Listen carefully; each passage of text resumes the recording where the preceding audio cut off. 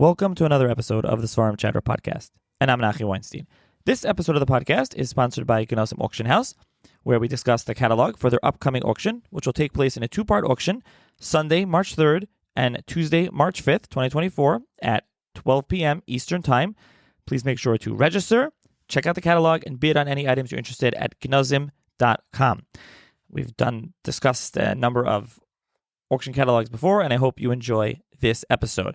A programming update here on the podcast is that because it's almost Purim and then Pesach, and on the podcast I like to discuss some Yom Tov related episodes, as well as just some new Svarim and books and other things.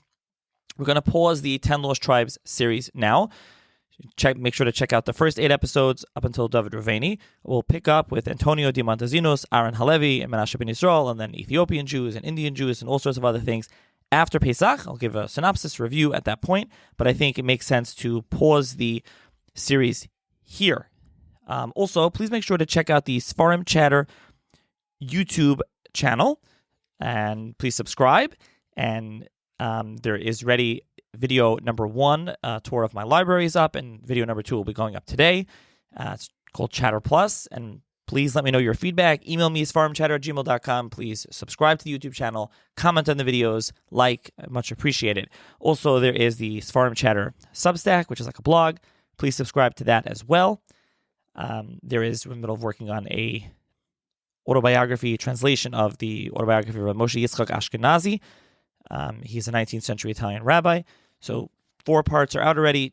2 are free, 2 are paid. You have to be a paid subscriber. We'll continue to work on that. I'm working on a number of other things. If anyone is interested in writing any Svarim reviews or any just in general posts for Substack, please email me, svarimchatter@gmail.com, and let me know. Also, if you'd like to join the Svarim Chatter WhatsApp community, where I post the new Svarim and books, please join that and check out the link in the show's notes below. As well as if you can please subscribe, rate, and review the podcast wherever you get your podcast, whether that's on Apple, Spotify, 24/6. And if it's on Apple, if you can please subscribe and rate, I appreciate it. And if you would like to sponsor an episode of the podcast, please email me, svarimchatter@gmail.com, or check out the links and information in the show's notes below. And enjoy this episode. Hi, everyone. Welcome to another edition of the Svarim Chatter podcast, and another edition of the podcast where we are speaking about an auction house. This time, it's about Genazym Auction 17, which is a 2-part auction. It will be taking place Sunday, March 3rd, 2024 at 12 p.m. Eastern Time. Part 1 and Part 2 will be Tuesday, March 5th, 2024 at 12 p.m. Eastern Time. But the catalog, it's one catalog on Genazym's website, genazym.com. GENAZYM.com, as well as on BidSpirit. It's one auction, so we're going to go through the catalog. I'm joined once again by R Moshe Maimon, who's joined me previously at a Genazym auction and other auction houses, so we'll be talking about this catalog. This episode is sponsored by Genazym, so thank you to them for sponsoring it. And like we've done with previous auction houses, we'll go through the catalog, talking about the items that caught our eye, as well as some information about that specific sefer, that specific lot, some history around it, whether there's some new information and different things. I will say right at the outset that Genazym produces a beautiful catalog and an amazing auction, and this one is no different. Really top of the line material here, beautiful items. It's really beautiful to look at. And if you're someone that has the ability to purchase some of these items, I would highly recommend that you look into purchasing some of them. And if not, it's still a beautiful auction to look at. Go on their website. They do a beautiful job of the pictures, and there really are a lot of high-quality scans. One of the letters we'll get to, I know, like their Baruch Ber letter, they actually transcribe the whole letter so you can read it and enjoy it. You can see it. The letter to Reb Chaim Brisker, there's multiple facsimiles of it, and etc. We'll get into it. And also there's a catalog, a beautiful catalog. So I at least want to mention that for those of you that aren't going to bid in the Genazym auction, but for those of you who are, it's an amazing auction. So thank you, R Moshe, for joining me once again. Oh, my pleasure. Great to be with you, Nachi, again. Great to be with your growing, committed, and dedicated listening audience, bibliophiles and scholars alike. Just tremendous to take this opportunity again. Thank you for having me. And we thank Genazym for this opportunity. It is a wonderful auction catalog, and I especially recommend, even if you're following along in the catalog, keep a tab on the website, because the website includes a lot more scans and information, and it's dynamic, and they're updating it, and it's a very good experience to be able to follow along. Which R Moshe learned when he was trying to figure out the Reb Chaim Brisker letter, which we'll get to, a fascinating letter, and he didn't realize the catalog, which they can't print everything in the catalog, so there's more online. So check out, again, the website Genazym.com. So as we've done with past auctions, we'll run through the catalog. We'll go in order from the first lot to the end, and we'll stop and discuss what catches our eye. I will mention what lot number it is. You can go check it out, and in the show's notes, I'll try to link individually to each lot that you can click on. If you want to see more about that specific lot, you can go in. There'll be a link in the show's note. You can click directly on that lot. So I'll try to mention. I'm not going to mention every single lot because we don't have what to say. There are just so many amazing items in here. Like lot 2 is Neira Tehillos.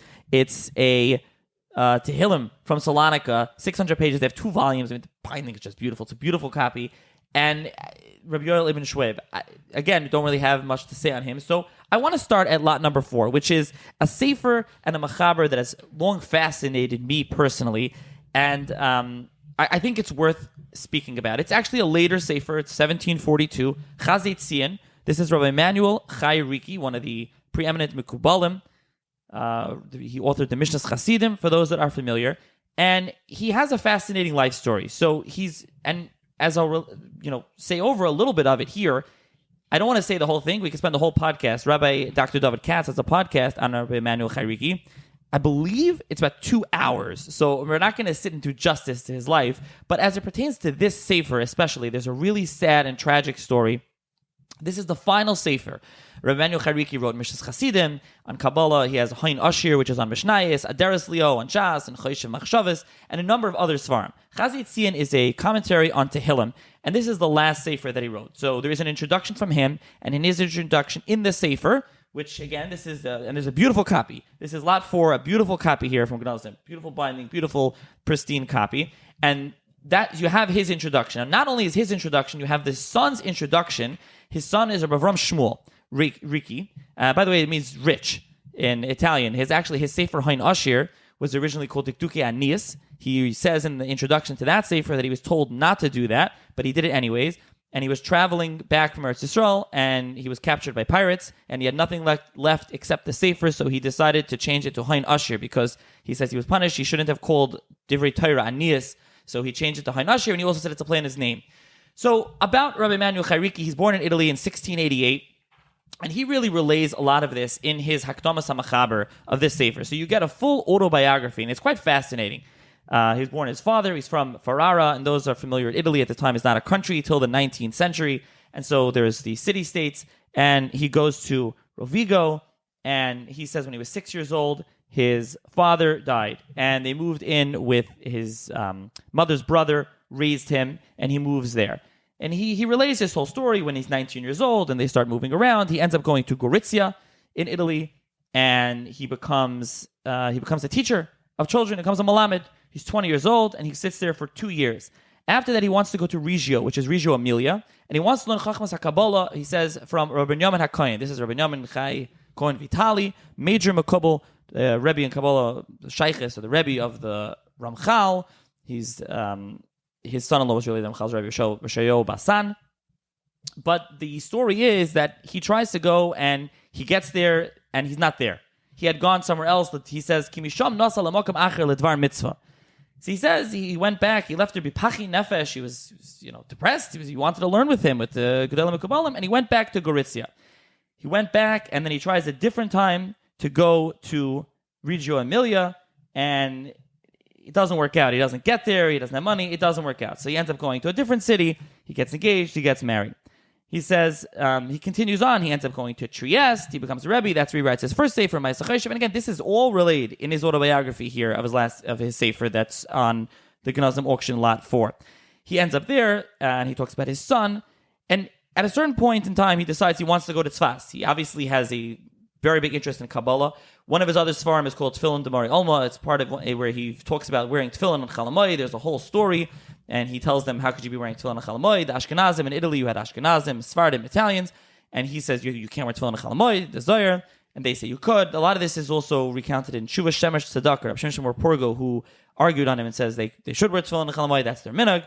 And so he always wants on Kabbalah. He goes to Eretz Yisrael, he goes to Tzfas, and he's there, and way he says it is, he nishtatachti al kivroi shel Rav Arizla. He sits and he goes and he davens by the Arizla, and he ends up learning Kabbalah. So it seems like from himself, and he finds the writings. But there was a plague in Eretz Yisrael, and his daughter died, and he leaves. And this is when he's captured by pirates in Libya.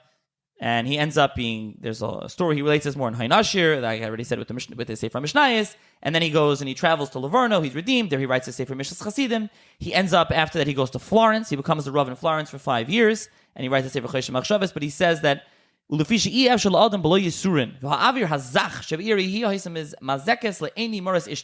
the heir bothered his wife, and they had to leave. So they left, and they went back to Livorno. And he was in Livorno, and then he decided he wants to go to Eretz Yisrael. So he ends up traveling to Eretz Yisrael, and he says his whole travels, he goes there, and he goes through Izmir and Salonika and Constantinople, and he talks about it. That's not the way back. Then he goes to Amsterdam and to London, and he goes to Livorno, his whole thing. And he actually talks about, this is when his boat, it gets destroyed on the edge of Spain, right near Gibraltar, and he has a nace that he goes and he's captured in Spain. No Jews are allowed in Spain, but he survives, and he gets out of Spain, and he gets back to Italy, and he was trying to sell his Sfarim at this time. I think I skipped that part. And so, eventually, he goes back. I think after this, he goes back to Eretz Yisrael. I might be getting a little mixed up, but I think he goes back after this, and he goes back to Eretz Yisrael through Aleppo and through Aram Sova, and he stays there, and he learns over there for 2 years. He ends up in Eretz Yisrael. This is where he writes the Sefer Deros Leo. He ends up in Eretz Yisrael. And he's in Eretz Yisrael, and he ends up, there's a lot more. He goes to Damascus. He says he goes to the kever of Reb Chaim Vital, and then he goes through Shechem to Yerushalayim and Eretz Yisrael. And Eretz Yisrael is yeshiva. I believe he's with the Ar Chaim HaKadosh. He ends up opening yeshiva, but he has to go back to. In the end, he says he built up the churva. He had a was destroyed, and he had to build it up. His yeshiva, and he got sick for many months. He was in bed, and he ends up coming back. He has to go back to Italy to collect money for the yeshiva, and he goes back to Italy. And this was so. Then at this point, they're busy printing his sefer on Tehillim called Chazitzion. And the story is, and I'll get back to the commentary on Chazitzion a little later, but the story is, what happens is he goes back to Italy, and he's traveling in the east of Italy. And he's traveling by Modena. He's leaving Modena, going to Bologna, and at that time, it's the War of the Austrian Succession. This is 1742-43, and a bunch of soldiers catch him, and unfortunately, they kill him. And he's dumped in a ditch. And the community finds out about it a few days later, and they go and they take him. It's actually it was just recently Yard said Beseder Vayichli Truma, Parshas Truma, and he's killed. And the community goes out and they find him. He was 55 years old. I believe he was not old. And they go and they find him, and they bring him to burial. And he's buried in a little tiny place called Cento. Now, the manner of his death is also subject to a lot of there's a lot of speculation about that, but it appears that they killed him with his tefillin, which many took to be a sign of either pro or against his position on in Tefillin D'Morei Alma. Yeah, that's brought down. I remember when I was looking more into this a few years ago, I did look into this. There is a source for this. I don't think it's here, but there is a source that discusses that maybe he was killed with the tefillin. But he's buried in Cento. And his son also in his introduction gives this. He says, "It's Yume Kivrei She'Kavar Al Sasanachal." He was buried by the river, and they bring him to Cento. He says, "Kehem Zochu Boi Medina de Bar Metzra." They were Zoicha. It was right there. They got this chus, and they said they gave a hesped. And the son says, Rav Ram, "Vehem Heidu," and they were testified. Ki Av Ki Overall of Shisha Yamim Ben Misa Lekfura. 6 days passed from his death to his burial. Begufoy leMatza Petza v'Chabura. Nothing. His body was perfect. Panav Bet. He was just like he was alive. Nothing changed. And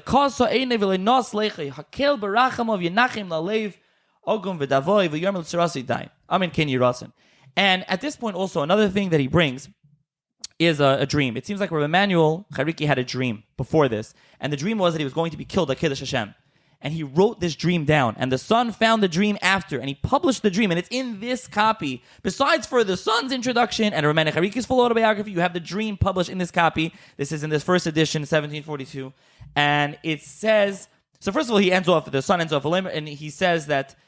He prints it, and he says, "Kizois nechmasi ba'ani lehatztik alai esedin v'loymar," and to say, "Baruch dayan ha'emes b'yoisi ki kach nigzar min hashemayim." This is the gzeira from Hashem. Ubizeh yotzaf seidi b'schari.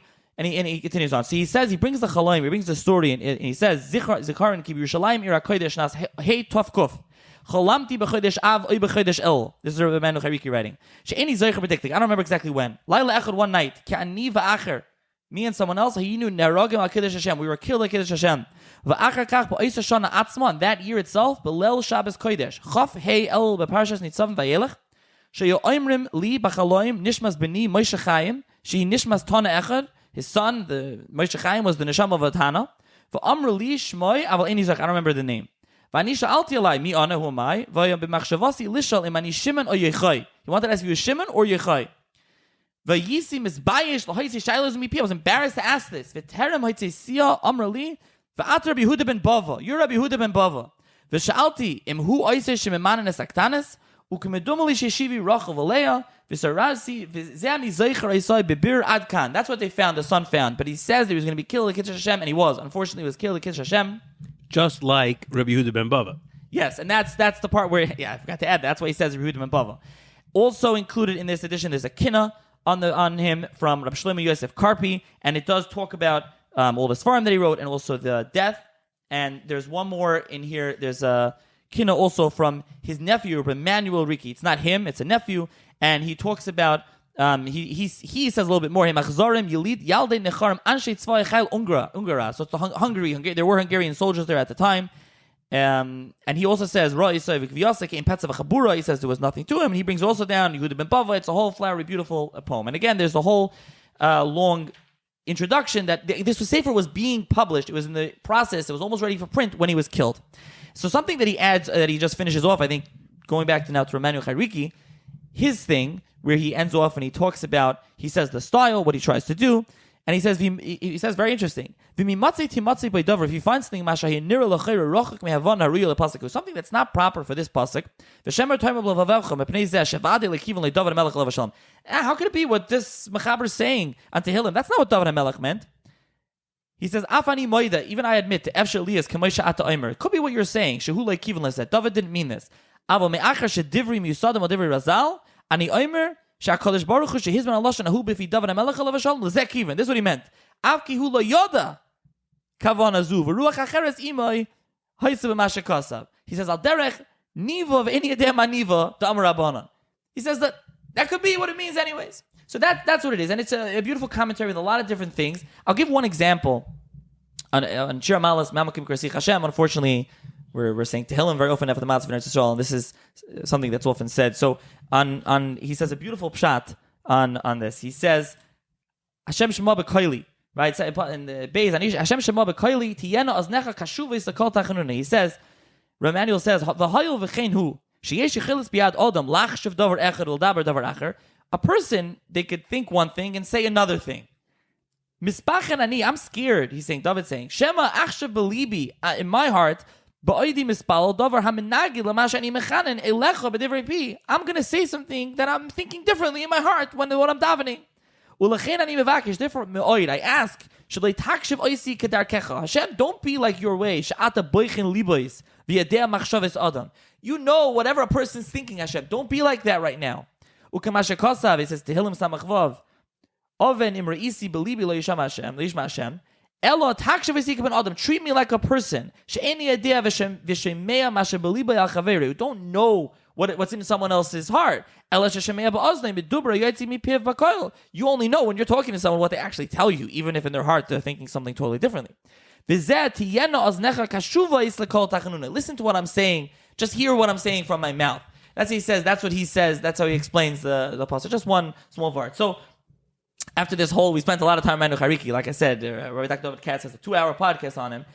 This Sefer has all of that. It's a beautiful first edition, lot 4. Right now, when I'm recording this, it's a leading bid of $1,100. I don't know if it'll go up by then, but it's really a beautiful item with a lot of fascinating historical material, besides for being a fascinating Sefer. So I just wanted to explain. It's a fascinating Sefer, and it's been redone in a beautiful edition that you have here, and then it's been done again after that in 2 volumes. And none of those are available. So $1,100 so far is not even a bad price to get the Sefer altogether. It's a like you said, it's a tremendous Sefer. I'll add one note just on the nature of the Sefer, like we heard from this beautiful word that you just said. The Italian Mikubalim where maybe you're used to hearing some other Mekubalim. If a Mekubal is writing a sefer, it's going to be a sefer full of Kabbalah. But the Italian Mekubalim were Bakol Mikol Kol. He had the Italian beautiful way of writing with the prose and the poetry, and he includes some of those in his farm. He also has just a curiosity and an interest and a certain down to earth realism. So you'll see a lot of that in the sefer. It's a beautiful sefer that is also it's somewhat typical of the Italian Mekubalim that they have this feature, but there's very broad and very colorful kind of mix of Kabbalah plus, and that has sometimes got them in hot water when they weren't discerning enough and taking Kabbalah from less than the strictest Kabbalistic hechsherim, shall we call it. And that happened to the author of the Mishnas Chassidim as well, because the Yavitz accuses him of having hints of Shabsois in there and other things that come from Nosan Hazati Yuchadoime.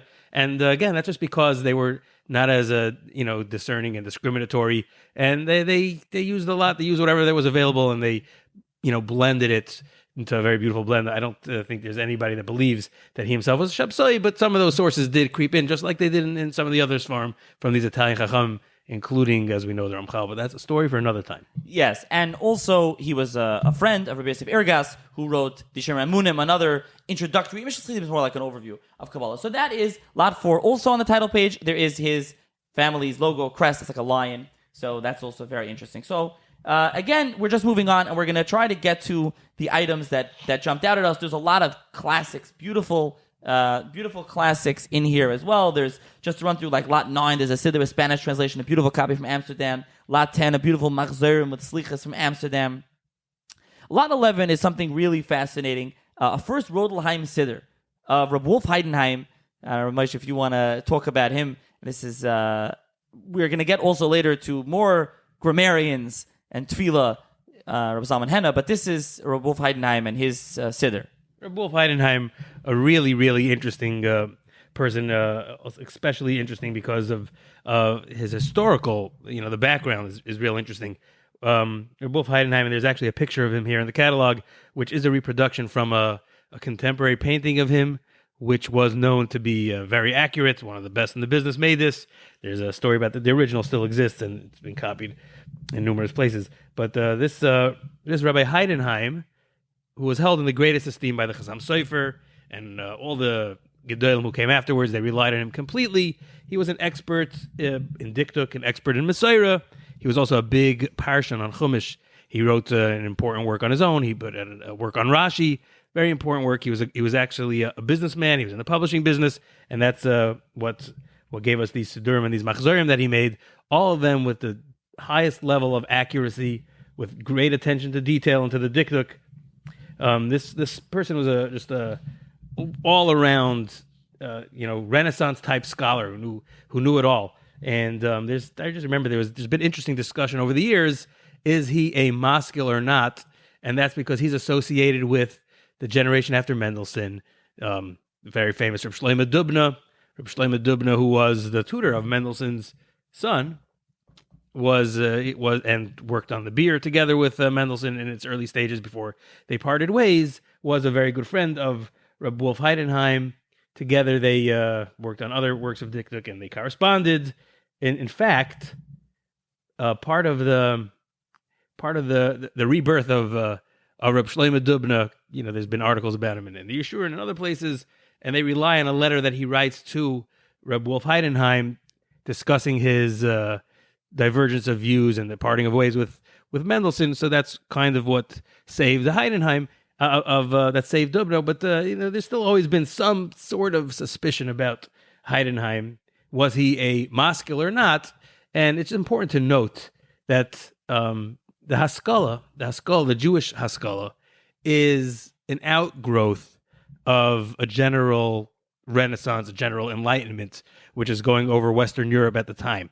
And before these things become a movement, before they become their own movement, they are often they change the nature of the Jewish communities that live in Western Europe. This is true of anything. Movements engender opposition, but before it's a movement, it's just a trend, and things trend in certain ways.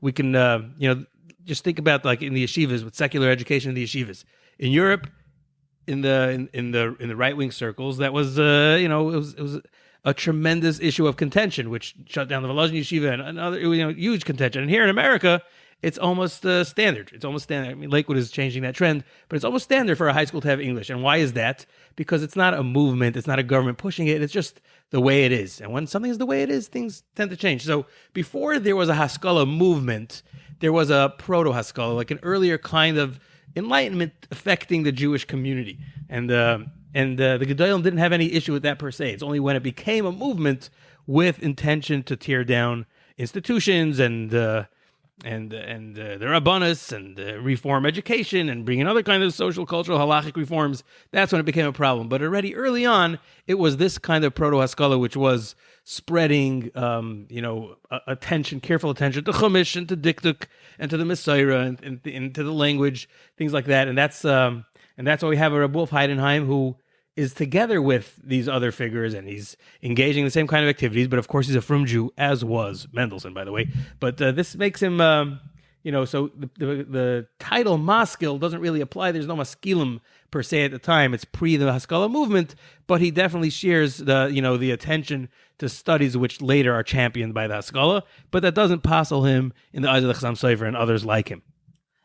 And like you said, Reb Wolf Heidenheim is, the Chassam Sofer and others had the utmost respect for him. He's very, very important. This is his first siddur, very, very important till today. And we're going to discuss a similar, actually a much more complicated figure. Reb Wolf Heidenheim is much more accepted. The Zalman Henna, who we'll get to later, someone about Plukta of Rabbi Yaakov Emden.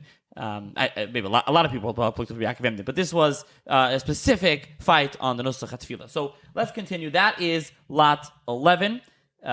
Beautiful copy, and that is quite pricey, leading bid of $32,000 at the time of this recording. Which is kind of rare for a Sefer printed in 1806, but it does show you the major, major impact that this Siddur had. This is kind of the bedrock of all future Ashkenazi Siddurim. They're spin-offs in one way or another of this Rudelheim, the famous Rudelheim, the Safa Brewer of Heidenheim.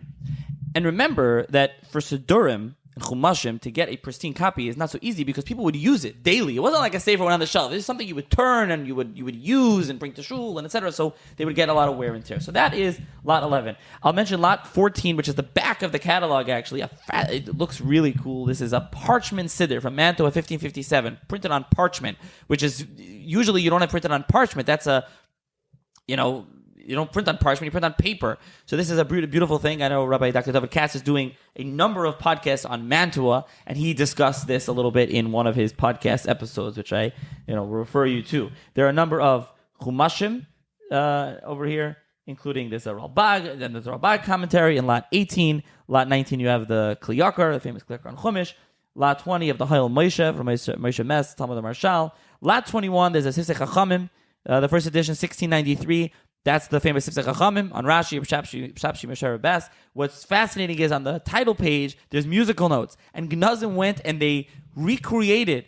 They had someone someone play the music. And I can link to that in the show's notes. I'll link to the music because you should check it out. It's really cool. And that's on the title page of that. Lot 22 is just something really, amazing, which is it's a map of the third base of English by the Tes Yomtiv. Tes Yomtiv, based on Yechezkel, he published a work, Suras Beis HaMikdash Hashlishi, and the full map is here. And so in the work, it had the map. Maps are, again, like I was mentioning before with Siddurim, but things that fold out and open big, they're hard to, they don't always survive. And this is, you have the complete map, the complete diagram, which is very unique. And that is Lot 22. Lot 23 is a very interesting item. Rabbi Don Yosef ibn Yichya, and this is his commentary on Chamesh Megillas and Ksuvim, and this is famous. This has been come up before.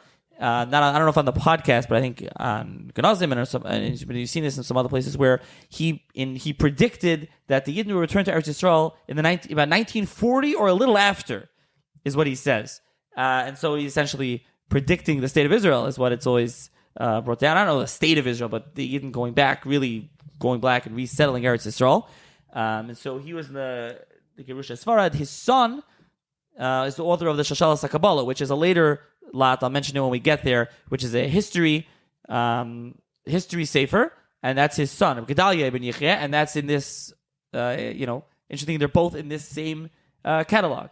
Then lot 24, 25, and 26 are a few volumes on Megillas Esther. So lot 25 is the Al Shech HaKadosh on Megillas Esther, lot 25 is Yesh Alekim, and lot 26 is the commentary of Shlomo Kabitz, Manas Halevi. So interestingly, Genazym writes unique Mishleach Manas, like a bow tie, like a Purimi thing. So you would think they're just trying to be cute, but really this is the case. Shlomo Kabitz wrote the Manas Halevi as Shalach Manas. We know that the Ramah wrote Mechir Yayin as Shalach Manas, and many Gedolim wrote the commentary on Megillas Esther as Shalach Manas, and there are a number of others. That's first of all, it really is unique Shalach Manas. You can buy this and give it for Shalach Manas.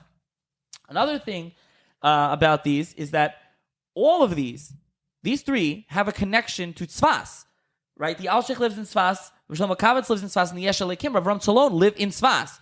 And Meir Ben Yo, the scholar, the son of Rabbi Yitzchak Nisim, the Rishon LeZion of Israel, has written on this and others that there was a real interest in Megillas and in Esther. Befrat, a lot of commentaries were written on this. The first sefer printed in Eretz Yisrael was Lekach Tov Rabbi Yom Tov Tzalon. We have his Chuvas. That's a commentary on Esther. He's the cousin of Avram Tzalon, and so he's printed there. And there's a number of others as well that were printed, that were works on Megillas Esther. And the sefer in lot 23, the Pirush of Rabbi Yosef ben Yechia, his Pirush is also, while not composed in Tzfas, and he doesn't live in Tzfas, but he is buried in Tzfas, and it's the Rabbi Yosef Karo, the Shulchan Aruch himself, who arranges for his Kvura. So this is it's also a connection to Tzfas.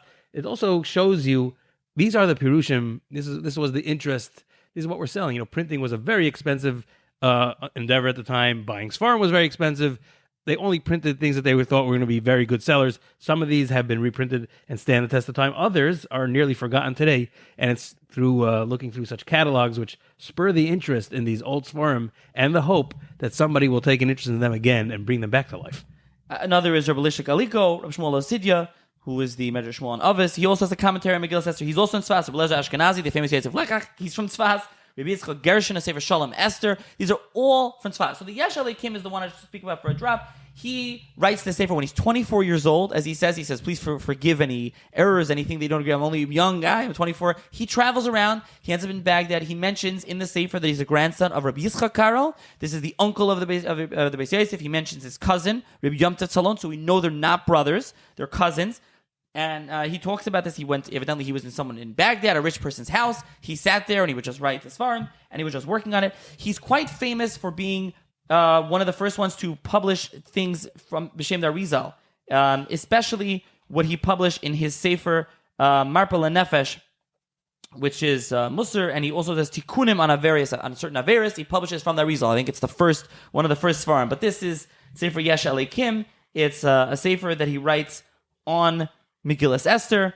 Actually, there was a new edition done recently by Kilot Yisrael Institute, a sister machon of Avat Shalom. I don't know how common it is at all. This is a beautiful copy here in lot 25. And as mentioned, there's a first copy of the Al Sheikh on all Chamish Megillas in lot 24. And then the Manas Halevi, which is still a classic, is lot 26 from Shlomo Al-Kabitz on Megillas Esther. So 3 Svarim on Megillas Esther. Then there's a couple other classes. It's a free. First edition is a free. Lot 27. Lot 28 is a Psikta. Psikta Zutra, that's lot 28. There's a number of other Svarim here. I mean, there's a lot of other Svarim. I'm trying to skip around. Lot 34, 35, and, 34 and 35 are 2 Bamberg, 2 first edition. 34 is a Mesechus Menachos. 35 is Bechiris. Lot 36 is a first edition of the Mordechai. I did an episode on the Mordechai with Rabbi Dr. Ephraim Kannerfogel. You want to hear more about the Mordechai, but this is the first edition, Riva de Trento, 1559. Lot 37 is Chachas Menayach, which is Rabbi Hendel Menayach. And this is, listeners are maybe familiar, he's in the back of the Gemara. But what's interesting also is that that's that lot 37 later on, which we'll mention. He also has a commentary on the Chivas Halvavis, and that is also in this auction from Genazym. So you can check that out as well. Lot 39 is a Birkas HaZevach, which is a very important sefer on Kachim from Rabbi Shmuel Aaron Kaidenover. But his son is almost more famous in some ways. I mean, he's in the back of the Gemara. You have his Agoyis on the Rosh and the Gemara. But his son is the Kavayasha, the famous Kavayasha. It's Yersh Kaidenover. This copy has a handwritten Haggah from his son, from the Kavayasha. That is lot 39. Lot 40 is a first edition of the Korban Nesanel. So Nesanel Weil from Karlsruhe. And then lot 41, we get to a fascinating book. The more I looked into this extensively for this podcast, I think R Moshe also did. I don't want to speak for him. And the more I looked into this, the more fascinating this item became to me. So this is a copy of Rabbi Shlomo Zalman, or Zalman Henna. This is his copy of Tzair HaTeva, which is his most important, what he considered his most important, most popular work. I believe he considered it his most popular. I don't know if it was exactly his most important. He has a number of works. It's on Diktuk. He was, as we said, and I'll let Moshe, I don't know if you want to speak a little bit about Reb Zalman Henna, and I could speak more about him as well. He wrote a number of Sfarim, and on Diktuk, he lives in Germany in the 18th century, and as we mentioned, he was a bar plukta of Rabbi Yaakov Emden. Rabbi Yaakov Emden has a Sefer Luach Eresh, where he argues basically that Sefer is to refute Zalman Henna's emendations and changes to Tefillah. The new edition of Luach Eresh, put up Rabbi Yitzchak Satz, has a lengthy introduction where he has a bio on Rabbi Zalman Henna, and he talks about a lot of the machlokes. Recently, there was a book, an entire book put out on Rabbi Zalman Henna called Diktuk Ivri Ba'ashkenaz Bereishes Ha'es HaChadosh, a Teres HaLashon Shel Rabbi Zalman Henna. And this is by Dr. Yoni Wormser. And what's fascinating, though, about this copy of Tzair HaTeva is that this is Rabbi Zalman Henna's own copy, and it's an interleaved copy. So in between each page, there's a blank sheet. You have 2 pages, or you open the Sefer, and then you have 2 blank. And in there, Rabbi Zalman Henna was making his correction. He was correcting the printed edition. A lot of his farm, he made corrections, and he reprinted. So this is his own copy with his corrections, that he was correcting it, which is fascinating.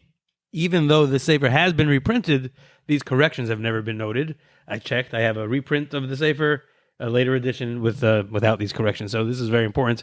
Again, if you go on the website, you get to see how this interleave works. Some of the leaves are folded over, and when you hover over the scan, the page opens up in front of you. It's an excellent, what an excellent specimen, a rare and fantastic find of a very important Sefer. Again, a Sefer that there, with the renewed interest in Diktuk and Tefillah, there's hope that maybe we can get a new edition, and hopefully we can get it with these very editions, with the additions and corrections of Reb Zalman Henna. Reb Zalman Henna, like you mentioned, quite a contentious personality. You say he's a bar plukta of Rabbi Yaakov Emden. He is Rabbi Yaakov Emden's match in every way, as far as being contentious and controversial and argumentative, maybe even more so.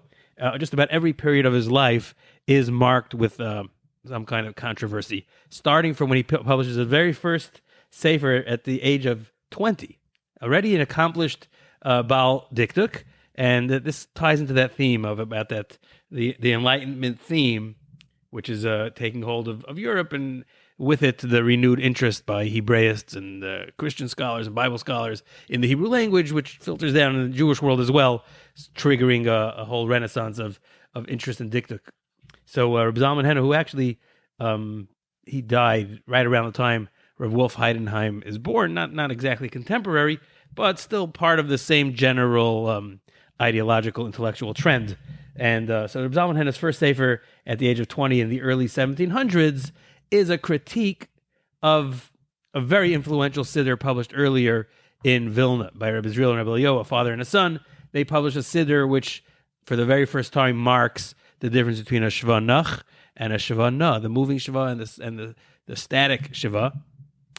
It's marked for the very first time in their siddur, and Reb Zalman Henna reads the siddur and has a scathing critique of the siddur, which he publishes in his own Sefer. Now, in subsequent Sfarim, he says that he met the author of the Sefer and showed him his criticisms and said that he would not publish it if they would fix their edition based on his criticisms, and it was only when they refused that he went ahead and published the Sefer. They later denied that this meeting ever occurred, which infuriated Reb Zalman Henna, although who knows who's telling the truth over here.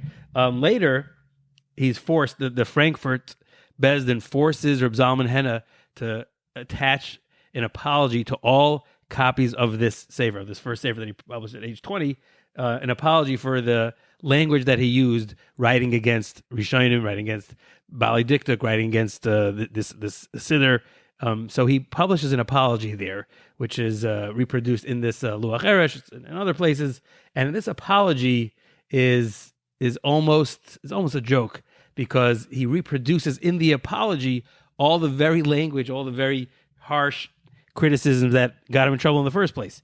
Like where he talks about, he says, I said very bad things about Radak, for example, and then he gives the examples that he said, like Loichash Lekimche, a play on a word, and he says, I said bad things about the Bar Benel, and he reproduces them. And then at the end he says, and I'm sorry for all these, I didn't mean to disparage anybody. And this is almost, I mentioned this to you, Nachi, this is like a kid in grade school who gets an assignment for saying, for voicing himself with disrespect to the teacher, and the assignment he has to write 500 times, he writes, I will not call Miss Applegrad a big fat idiot 500 times. So it's almost a joke, and he's called out on that in the next edition of the Siddur that he was criticizing. They say, and even his apology is a joke. That's not any apology. So it did not help him at all, in winning friends and influencing people. But the sheer weight of his chidushim and dikduk was something that could not be ignored. And that attracted the attention of Rabbi Yaakov Emden. And Rabbi Yaakov Emden, who writes, in his own Sfarim against Reb Zalman Hena, in his Lechem Shemayim on Avos, he has a running criticism of the edition of Avos in Reb Zalman Hena's own Siddur, and he refers to him, in a very disparaging way. And he also levels the criticism that Reb Zalman Hena's Sefer, which carries the Haskama of the Chacham Tzvi, he says that Haskama is forged. That never happened. He didn't meet my father. I know the way my father writes Haskamas. That Haskama is forged. Reb Zalman Hena vigorously disputed that. No, it's legitimate. But this is Rabbi Yaakov Emden's take. That we know that they met. They actually met in person. We know this. Rabbi Yaakov Emden refers to it vaguely, but Reb Zalman Hena does recount. And Reb Zalman Hena says, I confronted Rabbi Yaakov Emden, and I said, I heard from reliable sources that you have a sefer with criticisms on my work. Please let me see it so we can discuss it like two gentlemen. He was obviously referring to reports of this Luach Eresh that you mentioned, Nachi, but Rabbi Yaakov Emden denied it. No, I didn't have any such sefer. This is what Zalman Hena is reporting. He doesn't have anything, denied the sefer, and instead they go on to argue about a totally unrelated dikduk issue. But later, the sefer does come out. This Luach Eresh does come out, although in the introduction, Rabbi Yaakov Emden writes that he had written this for himself. He had never intended it for publication. It seems that it was only in the light of other controversies surrounding Rabbi Yaakov Emden that he felt this would justify him, instead of people thinking he's just a cantankerous person always arguing with everybody. No, there's a justification for it, so he publishes the sefer to somehow show that that's not the case, but it only adds further fuel to the fire. So, but that's thankfully we have these Sfarim now. We have the Luach Eresh. We have in the back of the Luach Eresh, it does include Reb Zalman Hena's innovative works with a running critique by the Mahadirim of the Sefer. But it's in there together with other Hasagas published by Mordechai Disseldorf later, but in the later generation. But it's all in this Sefer. And so this Tzayir HaTeva is. It shows a lot of Teva refers to the Hebrew word, and this Reb Zalman Hena is showing you how Hebrew words work. And there's a section there about the trup, which he was an absolute expert in. He was such an expert in trup that he felt, based on his investigation, the Tam Elyon for the Aseres HaDibros is a later minig, and it's not original, and therefore it should be abolished. People should not lay in the Aseres HaDibros to the Tam Elyon. That was one position he took, one of many controversial positions he took, which Rabbi Yaakov Emden, of course, expressed himself very strongly against. I will mention, though, that a lot of Reb Zalman Hena's innovations later became almost standard. For example, the bracha on water, Shahakol Nihiyah Bidvari. We say Nihiyah. Ashkenazim say Nihiyah. Sephardim still say the old Nihiyah with a kamatz, but it's almost universal in Ashkenazic circles to say Nihiyah with a segol. That is Reb Zalman Hena's chiddush, which Rabbi Yaakov Emden disputes. And but it has taken hold. There's very, very many of them. So very influential person. This sefer itself, Tzayir HaTeva, is one of the main Sfarim he wrote. A very influential sefer. And again, it's fascinating just to follow the intellectual history as well as what's actually going on in the sefer. Yeah, and as you mentioned, a number of things with Zalman Hena. There's so much more on Reb Zalman Hena. We could spend, and again, another full podcast or series on Reb Zalman Hena. But he wrote a number of Sfarim. Sharei Tefillah is the one, I think, in Luach Eresh, that Rabbi Yaakov Emden. But something important to note about Reb Zalman Hena, even with all the controversy, is that, first of all, and this is in Dr. Wormser's book, he quotes that the Gaon, who also had some machlokes with Zalman Hena, says that he would go with the Taimei HaMikra. He went with Reb Zalman Hena. This is brought down by the Gaon's Talmud in Toisefes Ma'aser Rav. It says, "B'taimei u'b'neginis holach hagra acher shari zimmer shel Zalman Henas." It says, The Goyin held Zalman Henna is correct, and like you said, Moshe, that Zalman Henna, a lot of the things still do today. And in the back, the last chapter of this book of Dr. Yoni Wormser shows how many things we still do like Rav Zalman Henna, and so which is important to note. Another thing, Rav Zalman Henna, he's quoted extensively, in Halachas Farm. The number one being Rabbi Yosef Tumim, the Pri Megadim. He brings him more than many times. He's quoted in his Sefer. He's quoted by the Chaye Adam in Nishmas Adam. He's quoted by Chaim Mordechai Margolis, the Bashari Tshuva. He's quoted by the Noda B'Yehuda. He's quoted by Yehuda Assad. He's quoted by B'Yisachon Inspector. He's quoted by countless Sfarim. And positively, he's quoted. So this is not just to be clear, even with all the controversy, quote unquote, there's a lot of things with Rav Zalman Henna. As we mentioned, he wrote a number of Sfarim. Binyan Shlomo was the first one. Tzayer HaTeva, and I will read here, that Rav Zalman Henna considers, like I said, I think he considers the most successful. And he says himself in his Akdama, "Ubekushta kasina ki b'chol asvar meshechibarti b'chachmas hadibur lematzasi b'em kairas ruach kamoi b'zeh achibur." This is the one I found the most, pleasure, kairas ruach. And that say Tzayer HaTeva is this copy, and this is his own copy. So this is a fascinating piece of history.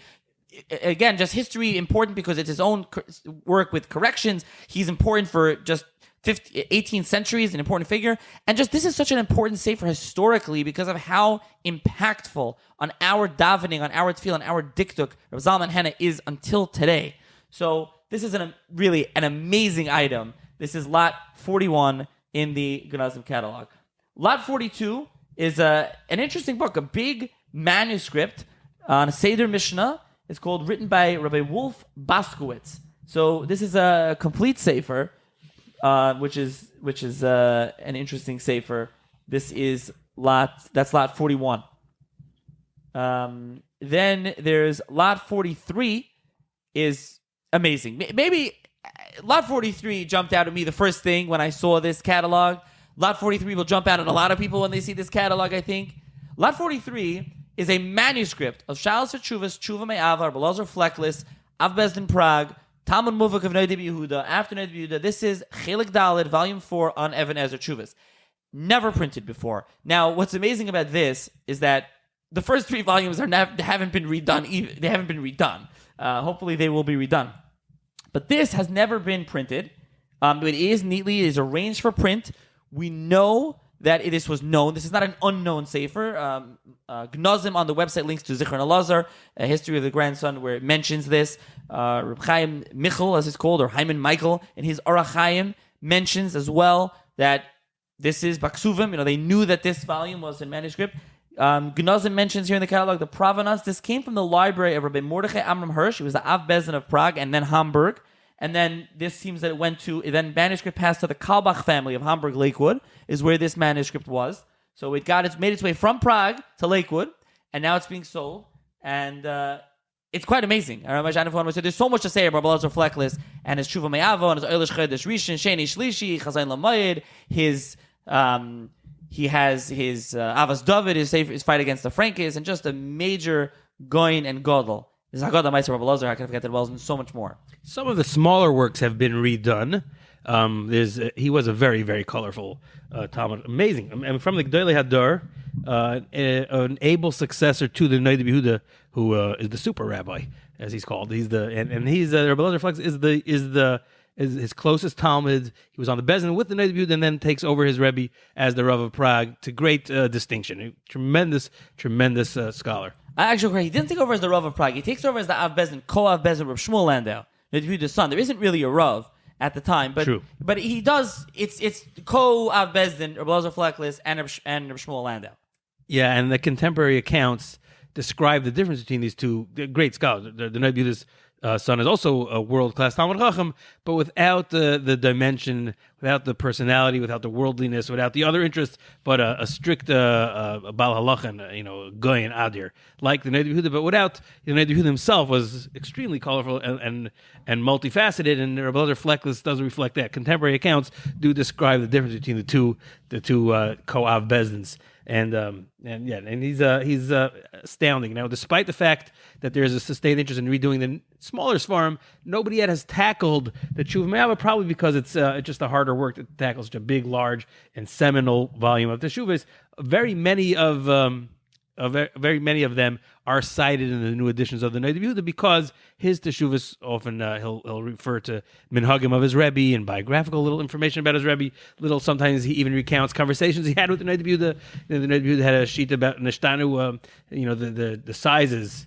And and he commented in jest to his Rebbe, well, that's what you think because you are so tall and so big, so you think that's how everybody used to be. He mentioned such little tidbits. It's an amazingly interesting sefer, a very important sefer. I know Talmidei Chacham that do have interest in working on the sefer, and I'm sure this new volume will be a fascinating find to them, because this is the fourth volume of the series, which was described in Zichron Elazar by his grandson, which is also a fantastic source for everything we know about Rabbi Elazar Fleckless. Including the picture, by the way. The catalog does have a picture here of him as well, which is described in the year after he died by the grandson. He describes who made the painting and how it does look exactly like him. So again, the provenance of the painting is very good. This is what he looked like, you can see an actual likeness of this Rav, and the personality comes across very, very well in the biography of the grandson. And we learn a lot about him. He talks about how he suffered from the minute from just about when he published his first sefer in 1809, which is over 15 years before he died. His daughter died. The mother of the biographer died, and he fell into somewhat of depression, and he got sick and he became paralyzed on his right side. Ever since then, he would have to spend months every summer recuperating in Teplitz. You'll find some of his tshuvas are signed from Teplitz. Now we know what he was doing in Teplitz. He was recuperating there. Very hard life after that. He said personally sick and in trouble in the family, and it just was never easy for him. But the grandson says he would always throw himself into learning. That was how he survived, and that's how he got by. And he loved having his family around too. He says they'd come visit him every evening. His brother, who was Rosh Hakol in Prague, would come and show him deference and respect, and that was also very encouraging to him. So he had a lot of support from his family, and the Torah, which kept him going. These Sfarim are written after he got sick. So this is the volume in his own handwriting. This fourth volume is in his handwriting. You can imagine it's just what went into putting together a sefer like this, and it includes a lengthy introduction, poetic introduction. He was a poet. He was very well known for his expertise in diktuk and history. He's famous for his tshuva about the kalir. He's famous for writing on diktuk matters. He's very famous also for his humanism. He was personal friends with the government appointed, the church appointed censor of Hebrew works in Prague, Karl Fischer. Karl Fischer, his own correspondence, which is archived in Prague, contains letters in Hebrew that he wrote to the Rav Elazar Fleckless and responses.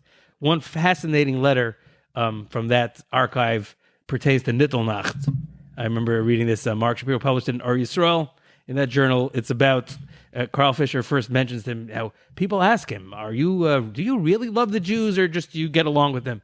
And Karl says, I told this questioner, I love anybody who is just and who's righteous and cares about the truth. That's who I love. So Jews are like that. I love those Jews as well. He tells us with pride to Rabbi Elazar Fleckless. And then he says, dear Rabbi, tell me, what is this Nittelnacht? Why won't Jews learn? Are they afraid to give merit to Isaiah Ish? To this big Russia, he says, to the big Russia. Are they afraid of that? Is that true? Does that work? Where's the word nittel come from? And Rabbi Elazar Fleckless answers him, I don't know where the word nittel comes from. Maybe it means this. Maybe it means that. I don't even know which Russia. Tell me which Russia you're talking about. I don't know anything about it. It's not anything I learned about from my Rebbes. It's not something that's found in the sources. You don't have to believe every little thing that you hear. There's a lot of folk practices and folk legends that have no basis at all in our religion, and they're just bandied about. Pay no heed to it. Now, this Mark, Shapiro, who published the letter, he believes that this is Rabbi Elazar Fleckless just being facetious, not wanting to show his hand. I tend to take him at his word. He was very enlightened in this regard. He did not, and what he means, what he says. He doesn't know it, and he doesn't believe in it, and that's what he tells him. I especially think so because on the postscript of this letter, he says he thought of another pshat, maybe what nittel is. It wasn't just giving him the slip. I think this is true. There is a fascinating introduction. There's many introductions to Tshuva Me'ava. One of them is about our relationship with Goyim, where he does echo that sentiment that Goyim that are just, that are righteous, that follow Shev Mitzvah Noach, they are not the Goyim that we are commanded to distance ourselves and disparage, and that's not who the Gemara means. And this kind of tshuva, which is usually understood to be just like a self-censorship to avoid attracting negative attention and curry favor with the Christian authorities, is so many people have argued that this introduction in Tshuva Me'av is also to be understood in that vein. However, based on what the son, the grandson writes, I think this is a legitimate expression. If not every word of it, but at least the main sentiment does express, reflects his personality and his just at least his base ideology. So, as you mentioned, a number of the other Sfarim, the Meister Rabbi Elazar Haggadah, the Eilish Chodesh Rishon, Sheni Shlishi, 3 volumes, have been redone by Mechon Netzach Yaakov, Rabbi Rami Seeger, and the Tshuva Me'av has not. So, first of all, the first 3 volumes have not been redone, and also this is just an amazing treasure, just to have someone with the Rabbi Elazar Fleckless, one of the Gedolei HaPoiskim, the Gedolei Achronim of the past few hundred years, and this is his Tshuvas in manuscript, never published. It's amazing. This is Lot 43. Definitely take a look at it, check it out in the catalog, and check it out online. You could see more pictures.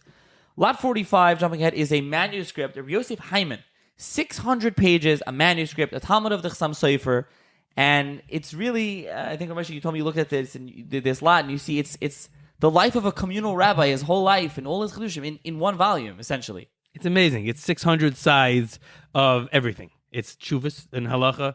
It's Chidushim and Gemara that he was learning. It's drushes that he gave. It's little notes on things that come up daily life. It's just an amazing snapshot into the intellectual life of this rabbi.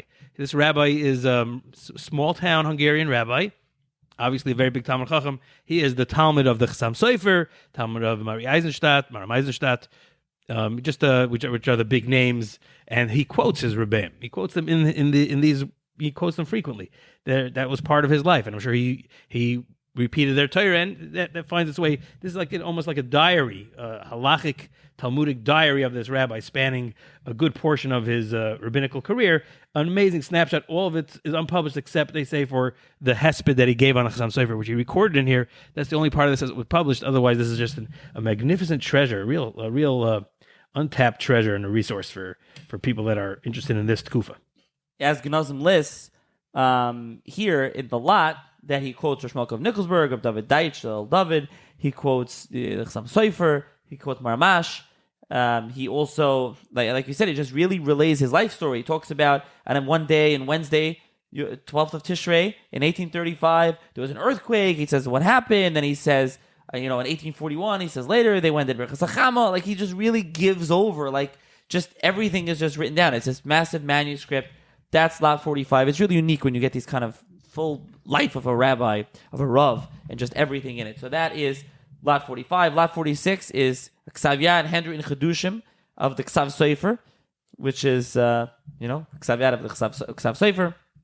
Jumping ahead to Lot 48. Lot 48 is a manuscript. They as Genazym says, unknown. It's a manuscript by R Moshe Chagiz, or Chagiz, as academics call him, Moshe Chagiz, Hamaniach, the author of Mishras Chachamim. Many others are involved in chasing down many Sabbateans, Shabbat Tzvinix, the Rosh Haloichim against Nehemiah Chiyun, and many others. And this is his sefer. It's a manuscript of R Moshe Chagiz on Shas, Masechta Shabbos, and Erevin. It's annotations and references. They say to the commentaries and Agadah written in this form of Shlomo Al-Ghazi. So this is never published. It's a discovery, a manuscript in R Moshe Chagiz's own hand. It's beautifully in a nice, clean, neat Sephardic script. Really.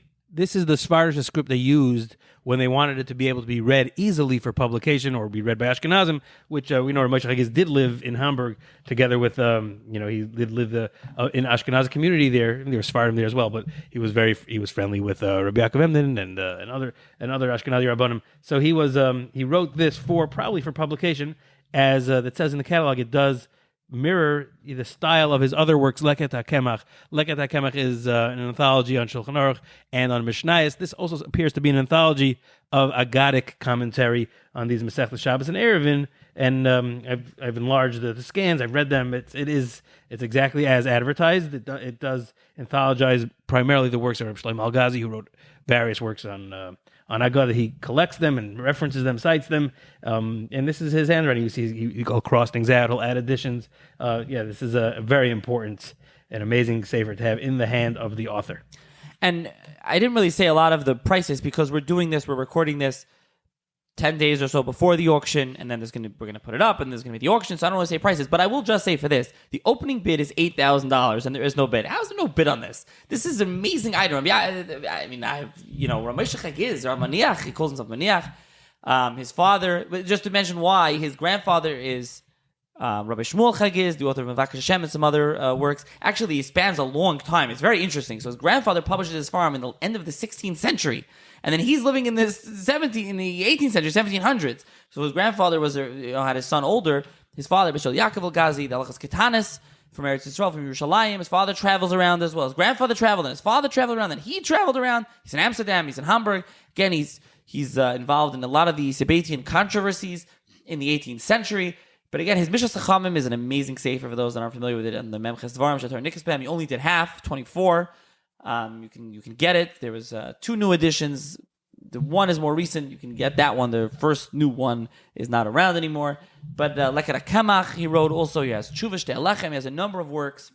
These works all contain the combinations of Memches, which not only is the Memches Kinyanim, but it's Moshe Chagiz. So that's Mishnas Chachamim. It's it's also Kemach, and that's Shtei Halechem. It has that's the initials of his name. Meiniach stands for Moshe Ibn Yaakov Chagiz, or Yaakov Yisrael Chagiz. That's his father. His grandfather on his mother's side is also the Rishon LeZion Moshe Galanti. His brother-in-law is the Pri Chadash.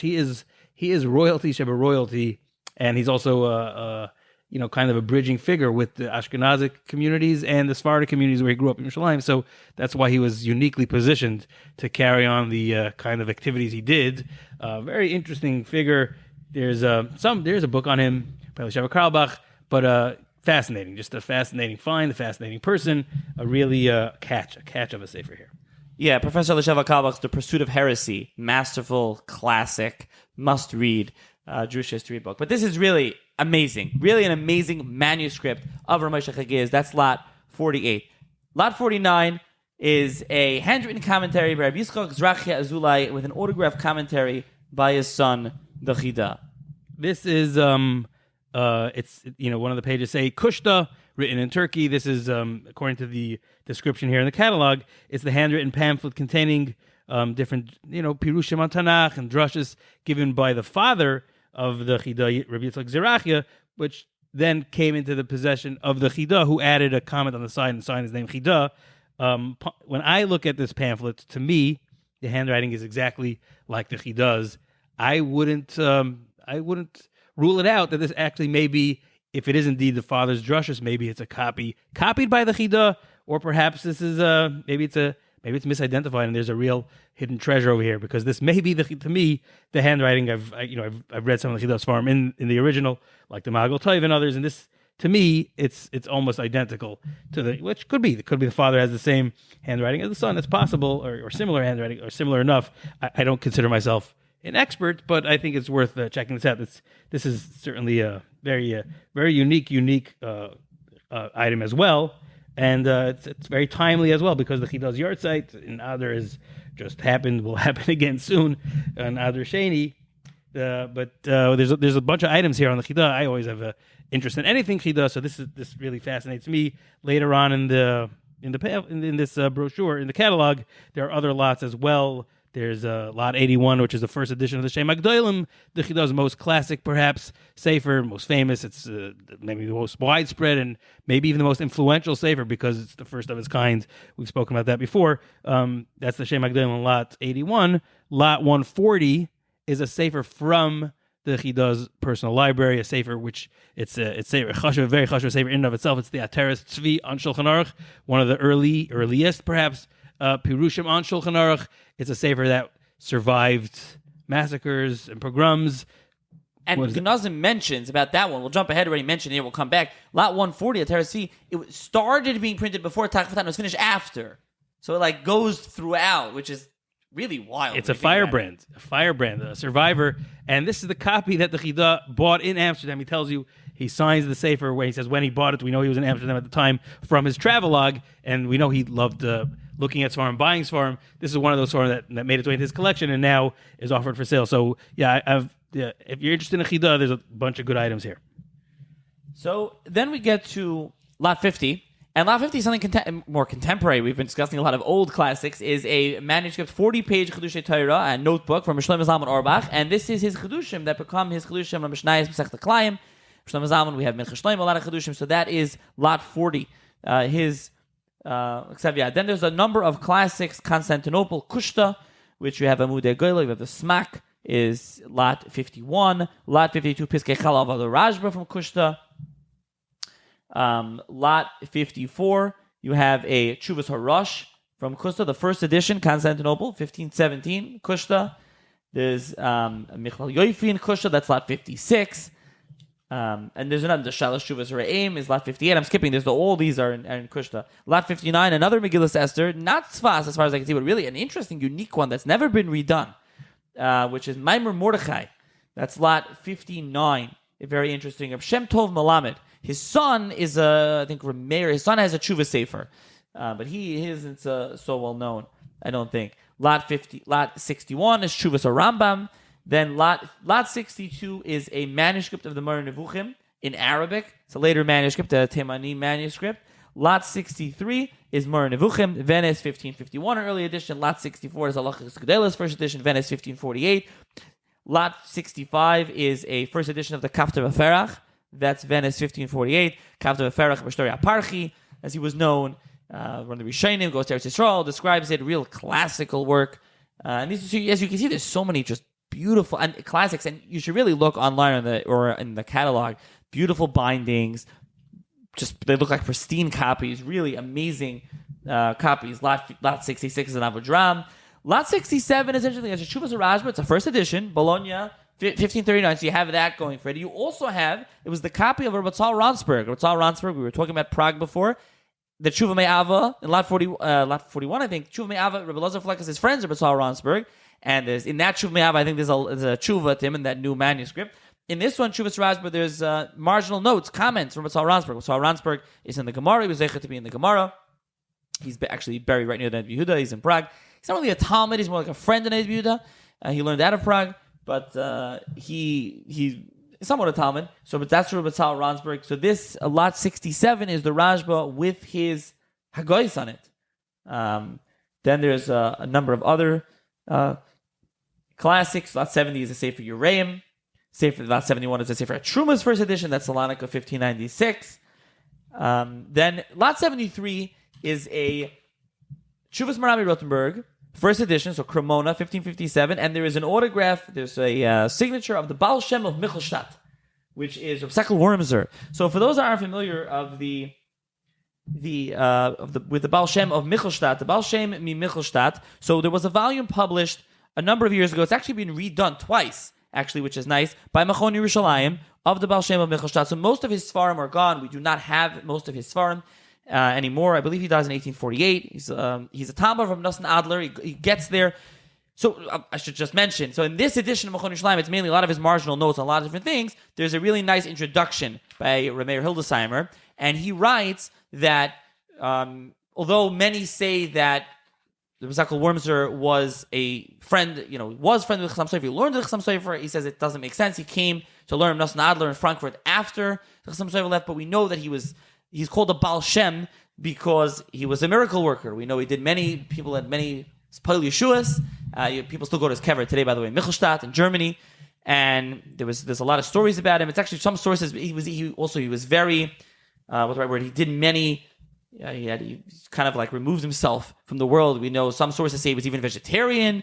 He didn't, and so he lives in Michelstadt. There's you can read a lengthy history about him. There's a lot of stories about him, a lot of things he used to do. People used to write him shilas, used to come to him. He had a yeshiva in Michelstadt, and they would come and he would tell them what to do. He would tell them different things, do this, do that. Again, at length, this is really discussed at length in the introduction to the new one that you can check out. But he really was, again, a Pali Yeshuas. He was a Baal Shem, And this copy here, Charles Schulz Maram Rothenberg, not only is the first edition, has his autograph. So it's actually signed by him. And, again, we know from many sources that he was a Baal Shem. So this is a very cool item. Contemporary listeners might think that Baal Shem indicates some kind of being one of the founders of Hasidus. It's not. Baal Shem is here in Ashkenaz. There's it just means a miracle worker. And there were many people that had the name Baal Shem, although of course the one that survived to this present day is the Baal Shem type. But again, this is not somebody, not a Hasidic person. This is an Ashkenaz Talmud Chacham and Poel Yeshuas. He always stressed, it says in the bio, that his success in all the miracles and Yeshuas that he wrought was all b'derech hapshat, b'derech hanigla. He didn't have any asik bin historis. That's his own claim. Yeah, and also interestingly, his first wife died, he left with his children. He went from Michelstadt to Mannheim. He was trying to go get Parnassa, and when he came there, so there was someone there that was a Baki in Kabbalah, and they knew him. But in the Beis HaCholim, there was a couple people that were sick, and he went there, Rabbi Wormser, and he healed them quickly. And then from there he became known as the Baal Shem of Michelstadt, and he ended up becoming the Rav Michelstadt. His name is Yitzchak Aryeh, but he's called Rabbi Leib Wormser. So you can still go to his kever today in Michelstadt, or you can buy his actual signed copy of his Sefer that you can have. Continuing along, Lot 74 is the Alshach, Chuvas Alshach, first edition in Venice in 1605. Lot 75 is something that caught my eye, is a Chuvas Maram Lublin, first edition, Venice, 1618. So first of all, this is very, very important because and this is made clear in the new edition. There was a private new edition that came out of Chuvas Maram Lublin that till the newest one, the editions were censored and a lot of things were changed. This Venice one, this is the one that you need. The other ones were not good. And so actually, Chuvas Maram is known to us from the Gemara, contemporary of the Marsha, but originally this sefer was called Manhir, Sefer Manhir Einei Chachamim. In contrast to his work on Gemara, which was called Meir Einei Chachamim. Yeah, so he called this Sefer Manhir. What's fascinating about his Chuvas, just to mention, is the kind of personal things, the little anecdotes that he writes inside of the Chuvas. I'll just read a couple. Besides for going through his whole life, there's a lot to talk about. But he writes just some things. At the end of Shaila Gimel, he says, "Umashakosa mailas k'foy teirasai." But he's writing the person who wrote to me. "Shebedaitoi lichtoi li chavilis chavilis." You want to write to me many questions. Shal b'ni shal. Ask my son. Ask. Chacham libcha yisamach libi. Gam oni. Umashanil niralani yisaiti kasafti l'mana emes v'atzedek. I will write to you. I'll write to you what I believe. Please write to me more. I'm happy to hear. And another one that's really fascinating is the Shaila Kuf Gimel, a small tshuva. He says, at the end of the tshuva, he says, "Umasha kasafta," what you wrote, sheyesh lacha harbe mois l'ratzos. You have much money to appease me, to pay me off. Haloi zeh poli u'maisi yadi tomi. This is my work. This is what I do. V'shari psuchim lahoshiv lachol shoyalai davar ki yad Hashem atoiv elai. My door is open. I'm here to answer questions. Anyone who writes, Rak sha'ata libi bali modi miroi v'atirdis b'sibas hasreifa shasor Hashem. There's a fire. V'kli tashmishi ene biyadi v'avsik v'oimer shalom mi'adon ha'olam v'ashalom. He says, right now I can't do it, but I don't need your money. I'm here to answer. Ask Shilas. I'm going to answer you, Shilas. And he had a yeshiva. So that's another thing that he writes. Now, Shaila Kuf Tezayin is the very, very, very famous Shaila here, where he talks about where a woman came in and she said that she and she wanted to know because she was with a shade. She says the guy that she was with, he was a shade. It wasn't her husband. It was this demon. It was a shade. And this is a famous Shaila. I know Shuli Bornstein has did a whole raid bet on this, and there's a lot of, he's put a lot of hack on this. This is a famous Shaila. It's brought down in a lot of different places. But there's a lot of other Shailas in here just to, Ramesh, I'll turn it over to you. Just to mention a few of those Shailas. There's one Shaila, Yud Aleph, Yud Gimel. It's quoted by the Chavetz Chaim in Avas Chesed because here in this tshuva, the Maharam writes that you're not allowed to hate a wicked person unless you first tried to reprove him and it didn't work. But until then, you can't. And then he continues, today, we don't have anyone in B'derenu Meichiach. We don't have anybody that can give proper reproof. So this kind of negates that whole industry of hating the wicked. According to the Chavetz Chaim, quoting the Maram, it's not always applicable. In Siman Yud Aleph, there is a very fascinating comment, which also has a lot of historical interest, because this relates to the way the Shulchan Aruch was accepted in the next generation. This is right around 1600. That the generation after Shulchan Aruch is published, someone had written to the Maram with a diak in the Shulchan Aruch about how to paskin, and the Maram writes him back, Ein mimin hagi v'darki lios Isaac b'divrei balei Shulchan Aruch. Balei Shulchan Aruch in plural means the Beis Yosef and the Ramah. V'kal v'chomer, it's I won't engage live nois yisoid be'eza ha'ira'ah al diktuk soides divreim. You're going to be medakdik. He said it this way, he said it the other way. Today, of course, that's not the not the approach. Today, especially in Sephardic halacha, it's stam and there's yesh and there's rules about how and what they said and how we paskin. But in the generation after the Shulchan Aruch came out, Gedolim, like the Maram, like the Marsha, were not so quick to accept the Shulchan Aruch as binding and as using that code to answer any shayla that came up. So that's it shows it shows in this tshuva. Okay, and this is again very important because this is the one that the new edition relied on, and they make clear that this is the proper copy. So that's Lot 75, Chuvas Maram Lublin, the first one. Lot 76, Chuvas Rikve Eger, first edition, Warsaw 1835. And as anyone could look at it, sees beautiful big margins, beautiful copy as we know. The son's right. Rikve Eger said we should do it. Beautiful letters. It should be big. It should be enjoyable to use, which is true. Everyone mentions this. I remember back in the day, people were like, what's the big deal with old Sfarim? Rikve Eger says not like that. Of course, he's much more geschmack. You want to learn from a nice, enjoyable sefer. So that's Lot 76. You can leading bid of only $1,300. I mean, it's 1835, but the first edition was greater. Lot 77, Yosifun in Yiddish, which is like a version of Josephus, a Jewish version of Josephus, not exactly the Josephus. Then Lot 79, Ishashal Sakabala. I mentioned his father earlier. That's Lot 79. Continuing, there's Lot 81 is the Shem HaGdolim, as we mentioned before. And then we get to the Chassidish Svarim. There's a lot of Svarim from Zhitomar, which is Lot 83. There's the Chumash Orach Chaim from the Shapira Press in Zhitomar.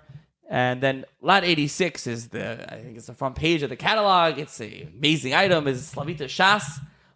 A full, beautiful binding, a beautiful set of the Slavita Shas. Right now, the leading bid is $165,000. I mean, this is a full set of the Slavita Shas, and it's a beautiful looking set. So, yes. Any Slavita item is obviously very popular. This is a once-in-a-lifetime event. I mean, a full 20-volume Shaz, beautifully bound, just in pristine condition. A phenomenal cover page edition, no question. Yeah, you see it in the picture. I love to see this live, to see what it actually looks like. It's amazing to see it here. And then there's many more. There's letters. There's a letter of Reb Chaim Halberstam, that's Lot 89. Lot 90, there's a letter of Reb Cheskel of Shinova. There's, again, a number of others. There's a number of letters that I'm just skipping around, various letters. Lot 98 is a letter by Reb Chaim Halevi Soloveitchik, Reb Chaim Brisker, Av Bezdin Brisk. And first of all, something for Genazym to commend them here. And this podcast, as I mentioned at the outset, is sponsored by Genazym. Say that again, full disclosure, but they really give you can read the letter. They give you beautiful scans. Some auction houses, they put a letter and there's like blur it out, and they give you a little bit, you can't read it, they're trying to sell it. You can read it here. You can go online, you can see it. It's Lot 98. If you're interested in Chaim's letter, if you have the money and you're interested in bidding on it, that's going to be an amazing thing to buy. Otherwise, go and look at it. And I'll turn it over to R Moshe, who can talk about the background of this letter.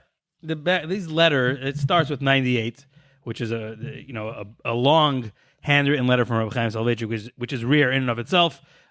These letters, the following letters as well, which are all rare. They're all full letters, which are full of historical content, and they're important letters and unique letters, but they all form one major story. And together now with these letters, we can actually fill in the details of a rather important and large episode. So I'll go in order, starting with Lot 98, which is the letter of Reb Chaim Soloveitchik. This is the letter that does get the whole ball rolling. The background of this letter. This letter is addressed to Rabbi Yitzchak Isaac Rabinowitz, the famous as the Doros HaRishonim, who resided in Hamburg. All the following letters all seem to come from his archive because they're all addressed to him, and they all call him the Rav of Hamburg. He's not the actual Rav of Hamburg. He is the Rav of a Stiebel in Hamburg for the Ostjuden in Hamburg, the Eastern European Jews that were in Hamburg, like a small oilum there. That was his domain. But there is a published volume of Rabbi Yitzchak Isaac's letters and correspondence primarily with the Rav of Hamburg, who was Rav Kotik, and it's together these letters here, which you can read now for the first time and see and bid on them and read them and enjoy them here in this Genazym catalog, together with this Igros Rabbi Yitzchak Isaac Halevi, that I was able to really piece together the episode, and it's fascinating. The background. The year is 1909, and right in the beginning of the Jewish year 1909, the elderly Chacham Bashi, the chief rabbi of the Ottoman Empire, a government-appointed and government-sanctioned position, the most important rabbi in the Ottoman Empire, who is in charge of other rabbis. He can hire them, he can fire them, he dictates policy, he represents the Jewish community to the government, quite an important position. The rabbi, Reb Moshe Halevi, elderly rabbi, widely respected by all of diaspora. He's nudged and encouraged to step down. And the reason he's nudged and encouraged to step down is because the Alliance had already, they had caused a lot of change in the Sephardic world, in the Ottoman Empire, in other parts of the Muslim world. The Alliance, which presented itself, it's a organization that's founded by a bunch of philanthropists who are not necessarily Orthodox at all. They found an organization based out of France for the betterment of the Jewish world, and their main target is the at this point underdeveloped Sephardic world, the impoverished Sephardic world in the Ottoman Empire and beyond, and they're going to put their funds together and help better the lot of these Jews. Now, the Alliance is not a frum organization, so bettering their lot means financially, educationally, but not necessarily religiously. But the impoverished communities welcome them because they're here to help. So slowly but surely, they manage to change an entire generation. They are their saviors, and they're giving them food, and they're giving them education, and they're sending the best young men to Paris for their education. But at the same time, these men are returning to their communities with less religious commitment than when they left. So it's slowly changing the face of Sephardic Jewry. It's not a direct frontal attack like the Enlightenment clashed in Europe and Eastern Europe, but it nevertheless has a very similar effect on the Sephardic world. So at this point in time, in 1909, the communities, the young in the community, are already looking for a new kind of leadership. And the Alliance has their candidate that they want to put in instead of Reb Moshe Halevi. And the candidate they want is someone who comes later. He's later known as Reb Chaim Nachum Effendi. Effendi is a Turkish title of honor. It's like being sired in the British Commonwealth. So Chaim Nachum Effendi is an Alliance-trained, Paris-trained. He speaks and writes in French. He's a scholar. He writes studies on Jewish topics in French. He's I imagine, a nice person, an important person, but he's not somebody that the frum element can recognize as their ultimate authority. And it's Reb Chaim Brisker writing to the Doros HaRishonim and sounding the alarm that starts the whole motion to try to thwart the efforts of the Alliance. So Reb Chaim Brisker writes, but never mentions the candidate, but he does mention that all the rabbinical candidates, don't know as much Gemara. They're not as religious as your simple everyday Jew in Europe, he says. And the appointment of this rabbi based on this organization will be a churban and eradicate our Sephardic brethren. He writes to Rabbi Yitzchak Isaac Halevi, you must do something. And he writes, he says, I'll tell you, I have it on confidential information from my confidant, our friend, Rabbi Yaakov Halevi Lipschitz in Kovna. He tells me that if we get the ball rolling here, we can pair up with the similar-minded Jewish community, the Sephardic Jewish community in Yerushalayim, because they're experiencing similar issues there. Together, we can affect some change and maybe thwart and nip this in the bud. What was going on in Yerushalayim was very similar. There you had the chief rabbi Panagel also being forced out to political concerns with and a new candidate for the Rav of Yerushalayim and the chief rabbi, the Rishon LeZion, in the person of Rabbi Yaakov Meir. Rabbi Yaakov Meir is a rabbi, but he's also a rabbi that's friendly with the Alliance, and he's engendering a lot of criticism as well from the former elements. So this is Reb Chaim sounding the alarm. He talks to his friend, Rabbi Yitzchak Isaac, says, you better get the ball rolling, you better do something. In response to this letter, Rabbi Isaac Halevi dreams of founding a type of Agudah. Now, this time, the Agudah didn't start yet. The Agudah starts the next year, the Agudah, the European Ashkenazic Agudah, but he dreams of founding an Agudah of Shomrei Torah in the Ottoman Empire, a Sephardic type of Agudah. He says if we can put together an Agudah of Shomrei Torah, they can oppose it. We'll show them that all of Ottoman Jewry is not lost. They're not open to reform. They still have the old school values and religiosity. So he says, but what they need, the Ottoman Jews need to hear from a united front from the Jews in the Russian Empire. The Eastern European Jews their great rabbis need to support and say how it has to be done in the Ottoman Empire. So we're going to start working on this Agudah. We're also going to, get letters from all the leading rabbis. And the following letters are responses to these efforts by the Deris Arishanim, by Rabbi Isaac Halevi. One of the things that he's going to work on as well is finding a different candidate to be the Chacham Bashi and the chief rabbi of the Ottoman Empire, and that will play in as well in the coming letters. So the next lot is lot 999. That's the letter of the Avnei Nezer. It's written in the hand of the Avnei Nezer's son, the Shemi Shmuel, famous rebbe in his own right, and it's signed by the Avnei Nezer, and it says, I give you my full support. What you're doing is great. I'm all for it. There are still frum Jews in the Ottoman Empire, and they have to be recognized. They have to form an Agudah. Their voices have to be heard. Lot 100 is the Gerer Rebbe's letter to the Deris Arishanim, and the Gerer Rebbe's, again, it's written in the hand of his brother-in-law, but signed by the Gerer Rebbe, and the Gerer Rebbe says, he specifically mentions Reb Chaim's role in this. He says, Reb Chaim started this. You are a confidant of Reb Chaim, you, the Deris Arishanim. I fully trust you to get this done. It's a very important task. Lot 102 is fascinating. Lot 102 is, there's two parts to this lot. It's a letter from Reb Chaim Oizer to Rabbi Yitzchak Isaac Halevi. Reb Chaim Oizer is the young Rav of Vilna. Took over his father-in-law's position, but already from the Gdolei Hadar, an important voice in European Jewry. And it's a telegram from Reb Shmuel Salant. The backstory is provided here. This letter is after the appointment. So it did not work, and Chaim Nachum was appointed as the Chacham Bashi, and Rabbi Yitzchak Isaac wrote to Reb Chaim Oizer, and that letter is in the Igros Rabbi Yitzchak Isaac. Rabbi Yitzchak Isaac writes to Reb Chaim Oizer, and he says, I was shocked to see that Yerushalayim, the religious establishment in Yerushalayim, sent their congratulatory letters to this newly appointed Chacham Bashi against all the efforts that we had been working to try to depose him. What's going on? And it even said that Reb Shmuel Salant signed the letter of congratulation. How could that be? So what we have here in Lot 102 is the response of Reb Chaim Oizer, and it's advertised in the catalog as fake news back from 1909, because that was what Reb Chaim Oizer said. These reports are false.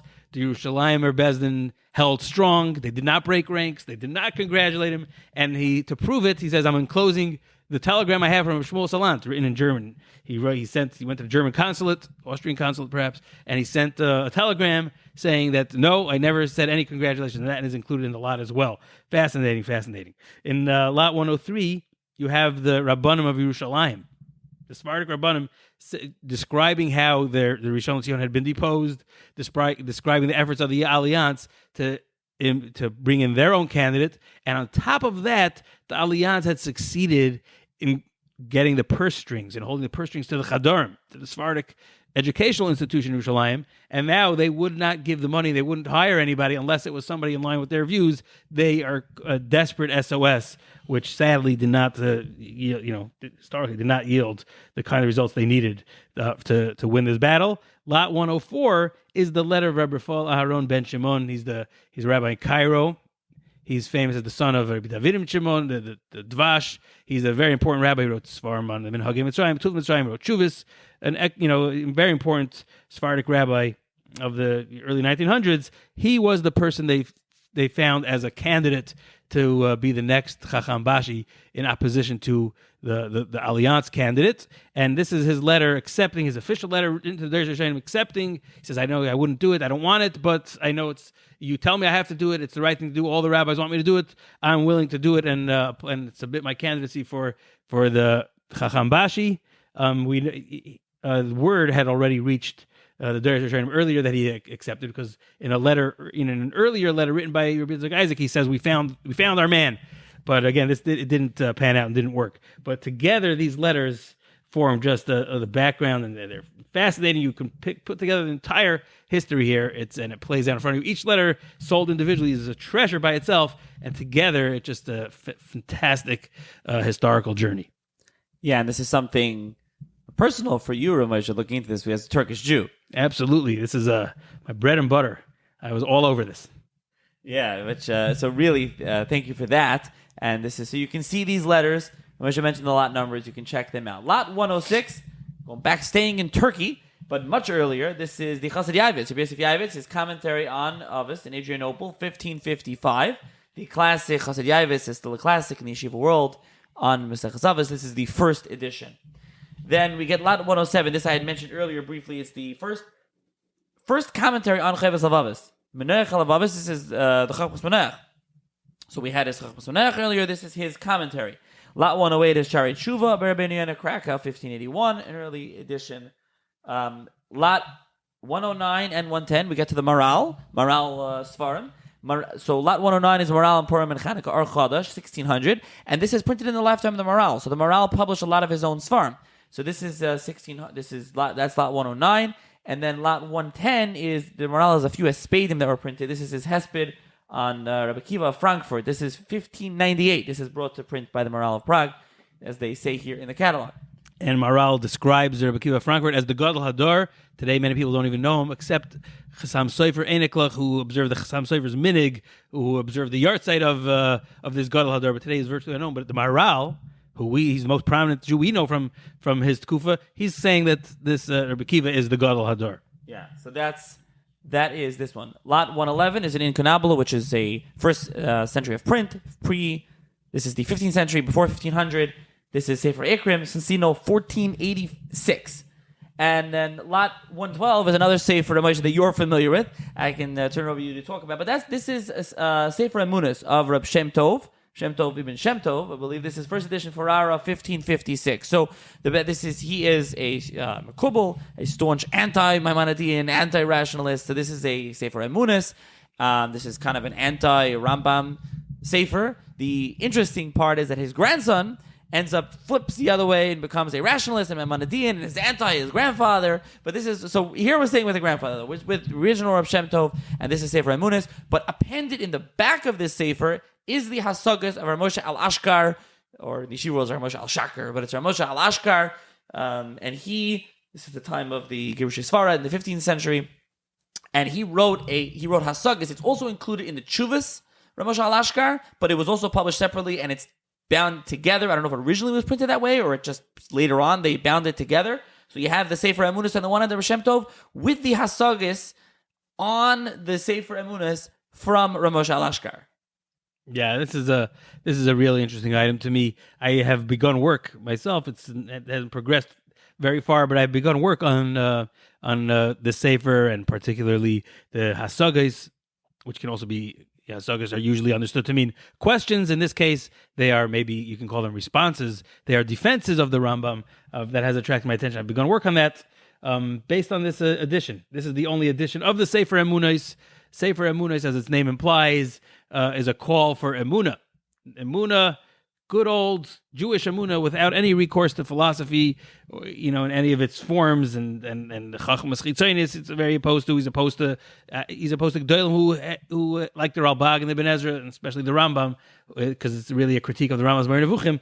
But anybody who professes an interest and belief in philosophy comes under the attack of Reb Shem Tov. Like you said, there's not to be confused with the Pirush on the Moreh Nevuchim called Shem Tov, included in this catalog as well. They have that lot of lot 63 of the first edition of the Moreh with the Pirush. So it's and again, not to be confused either with Reb Shem Tov Ibn Falkira, another Reb Shem Tov who's associated with the Rambam. There's basically, these are the three Reb Shem Tovs associated with the Rambam. There's Reb Shem Tov Falkira, who's separate.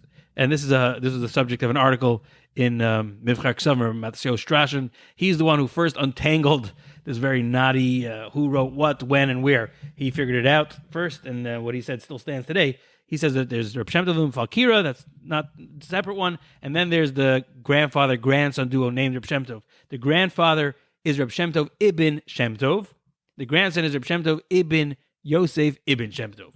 And it's not just the grandson who turned on the grandfather's legacy. The son already, Reb Yosef, the father of the Mefaresh of the Mora, he already himself became a Maimonidean, and he passed it on to his son. The Chuvas of this Hasagos or Chuvas of Maram Alashkar incidentally cite a Reb Yitzchak, a Pirush by Reb Yitzchak Ibn Shem Tov, the son of the Sefer Amunais, and there's some debate about if that's a Torah Sefer and should be really be Reb Yosef, or is maybe there's another Maimonidean son of the author of the Sefer Amunais. Be that as it may, the Sefer Amunais is a very critical review of specific points in the Moreh Nevuchim, and because he was overly critical, like we've seen earlier in this episode, when people just take it too far, that requires a defense. And Maram Alashkar defends the Rambam very ably, quoting verbatim, piece by piece. Now, the Maram Alashkar lived before the Sefer was published. He obviously had it in manuscript, but because he had, it was in his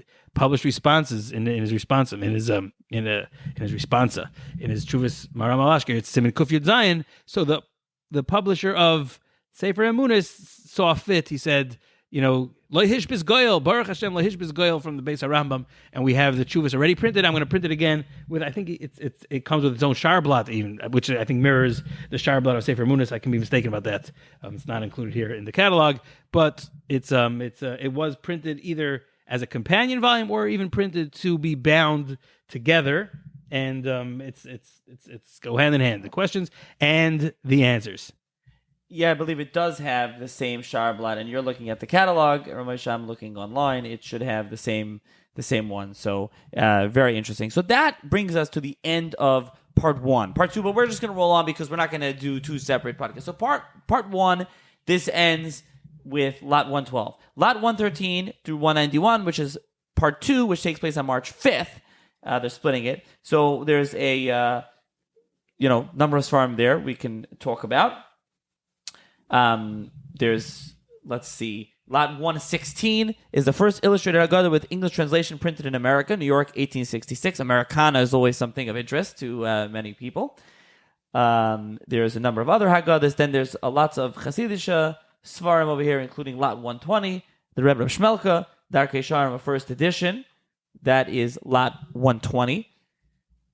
Then there's Remendel of Rimanov, is Lot 121. Rabbi Nachman of Breslov, Maglit Tzedek, that's Lot 122. There's, again, a number of others. Lot 125 is a beautiful copy of the B'nai Yisachar, the first edition, 2 volumes. And then there is a Lot 127, as they name it, the Baal Shem Tov's nephew, and they put it in Chassidus, which is true, but it's also not only Chassidus, it's also other Gedalim in there. This is a autographed letter from Yerushalayim, 1771, with Rabbi, I believe it's Rabbi Yakar Kitov. This is the Kitover, Rav Gershon Kitover, Baal Shem Tov's brother-in-law's autograph that it's signed over here. Then there is, in Lot 130, there's a letter of Rabbi Teitelbaum of Satmar, from 1947. Lot 132, if you want some Judaica, well, actually not Judaica, if you want some memorabilia, it's the Beis Yisrael of Ger's gold pocket watch. So the other things other than Sfarim in this auction. There's Lot 135 is the personal sefer of Reb Shaila. It's Halachas Ketanas. So first of all, it's Halachas Ketanas. We talked about Rav Moshe Chagiz, so now you have Halachas Ketanas of Rav Moshe Chagiz, his father. And this has the signature of Reb Shaila of Kerestir. So for those that are Reb Shaila is, popular nowadays, to say the least. So this is Lot 135. Lot 136 and 137 and 138 all go together. All Sfarim of Rabbi Yosef Karo. So Lot 137 is the first edition of Beis Yosef on Or Chaim, the classic, one of the most important halakha Sfarim ever printed. This is the first edition, 1550. Lot 137 is unique. That's the Beis Yosef of Choshe Mishpat in Sabioneta, 1558, 1559. Choshe Mishpat. We'll get back to that in 1 second. And Lot 138 is the Bedek Habayis by the Beis Yosef in Venice, 1606. The thing with Lot 137 is, with the Beis Yosef of Choshe Mishpat, so as the first, on Or Chaim is 1550, Choshe Mishpat is 1558. Why the gap? because as this title page, this is a unique, as Genazym says to the best of their knowledge, this is a one they only know of one time. There is related a story there on the title page. There was some sort of fight with the one that was sent to print it. He was R Moshe ibn Shushan of Tzfas, and it seems like some whole scuffle broke out between him and R Moshe Provincialo in Italy, and with the Cherem and things going back and forth, and so the Sefer and the publication got delayed. This is discussed in Yossi Bechiri. Meir Ben Yo discussed this on page 46, which is mentioned in the Genazym catalog. They do have a lengthy description of this, and so you can read more. You can see this title page where it talks about this in lot 137. You can look online. One of the additional unique pieces of information that comes to us from this title page is it tells us how many copies were printed in this first run. There were 800 copies. I'm in the publishing world myself, working for Ali Zeiss in the afternoon. It's always interesting to me to know how many people were buying Sfarim back then. Sfarim were, of course, you had to sell the farm to be able to buy a sefer sometimes. It's quite amazing to me. So 800 copies, that's a very large number for Sfarim. I don't think we know that from anywhere else. Lot 140, we mentioned the Shulchan Aruch with that Teres Tzvi, the first edition in Krakow, as they say, 1646, 1650. It was printed, started working on it before and finished after, but it had this one with the signature of the Chidah. Lot 141 is a Shulchan Aruch Baragoyla, a beautiful set of the Baragoyla, Rav Moshe Rivkis. This is he's the grandfather, famously, of the Vilna Gaon. And he was saved from Tachvatat. And what's unique about this also is that it was printed over, each was like one volume per year. So it wasn't just came rolling off the press, one set. You had to collect. Sometimes you have that today. So that's what that is. Lot 143 is Guras Anashim, a sefer of the Shach, the first edition in 1697. Lot 144 is something that really deserves its own podcast. Rabbi Dr. David Katz has 3 episodes he's done on this, which recently, you can check that out if you're interested, is the first printing of the Zohar, Mantua 1558 to 1560. This was something, and it's a beautiful set. This was something that was big controversy at the time. Should the Zohar, should Kabbalah be published out in the open, or should it be kept for scholars and those in the know? There was a back and forth, really, the discussion about this, tshuvas back and forth, many different gedolim of the time. Yes, no, some changed their mind. So again, is anyone interested, should check out Rabbi Dr. David Katz's 3-part series, essentially, he did about the Zohar controversy, about the Mantua Zohar. It is also the first edition of the Zohar, so it's quite a seminal work. And this is the edition. Beautiful, beautiful copy. Worth checking it out. It's just something to see. Fantastic item here. Yes, so that is lot 144. Lot 145 is Sefer Yitzira. Lot 146 Sefer Kavanos Ari. So lot 147 the Megala Amukah is Krakow 11637. So a number of Kabbalistic Sfarim over here for those interested in that. There's a number of other Sfarim. Lot 152 Sefer Tznius with the Vilna Gaon in the first edition. And then you have some manuscripts Kavanos Arizal with that's lot 157. Manuscript of the Seder Rashash, 155, 158. The Rashash being Rabbi Sharabi, the Makubal, not the other Rashash. Lot 159 is from the Sassoon collection, the 17th century Ashkenazi Jewish community, 1685-66. Very interesting. That is lot 159. Lot 161 is interesting. In Ladino German, History of the Spanish Community in Vienna, printed in 1888. So an interesting, kind of unique, out-of-the-box item. Lot 162, it's titled An Unknown Collection of Letters by Italian Rabbis, 1777-1778. Now, this is interesting. I can just see a little bit. It's letters between, they say, the disciple of the Zera Shimshon, Reb Chanani Elchanan Chaikon, and Reb Moshe Chaim Soskino of Firenze. So, disciple of the Chita. So, Firenze is Florence. And the Rabbi Elchanan Chaikon, he wrote a number of Sfarim. He was a publisher.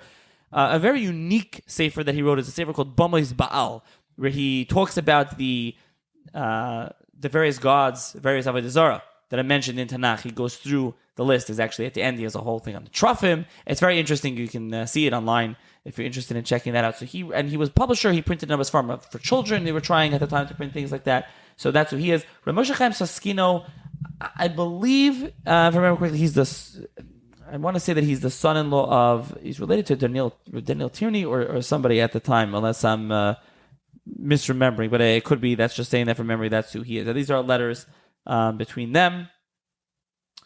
There is a lot 164, just beautiful. It's a Tanakh Spanish translation, Amsterdam 1762, with a binding crafted by a London artist. Just check it out, look at it. You can see the beautiful binding. Lot 165 is a letter from the Chevron community to Sir Moses Montefiore, Chevron 1862. Lot 166 is the Rabbanim Yerushalayim to Sir Moses Montefiore.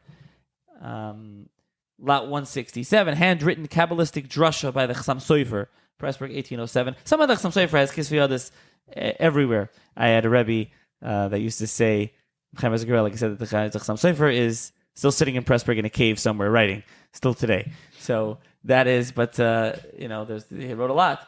The Lot 168 is more Sofer stuff. The Shevet Sofer's copy of Chuvas Ksav Sofer with handwritten glosses by the Das Sofer and the Yad Sofer. So you get a real whole Sofer if you're interested in the Sofers. You get a lot there of the Sofers. Then there's a number of other ones. Lot 171 is a response by the Levushei Mordechai Winkler. Then Lot 175. Lot 175 is interesting. So it's a letter from a Baruch Ber Leibowitz to Rav Kook, and he is writing about the Bachram. So I got the backstory a little bit more on this from Rav Kalman Reddish.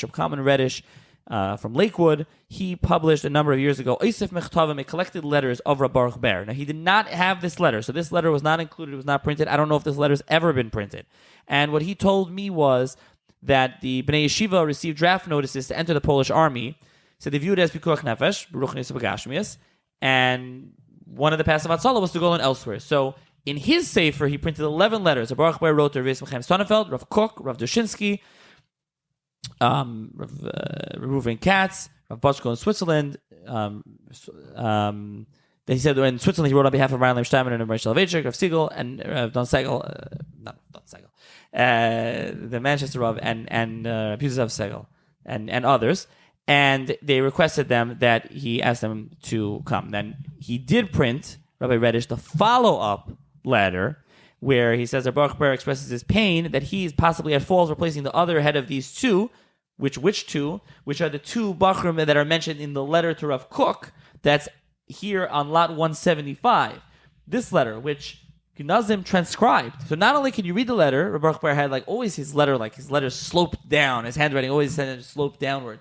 So they included the letters you can read. Achayim v'Hasholem and Hashamayim lechover hagoyin ha'amiti hatzadik pe'er hador kekeshes Avram Yitzchak Shlita hakoyin kok hagoyin hav bezin Yerushalayim Yer Kodesh. This is Rav Baruch Ber writing to him. This is 1935.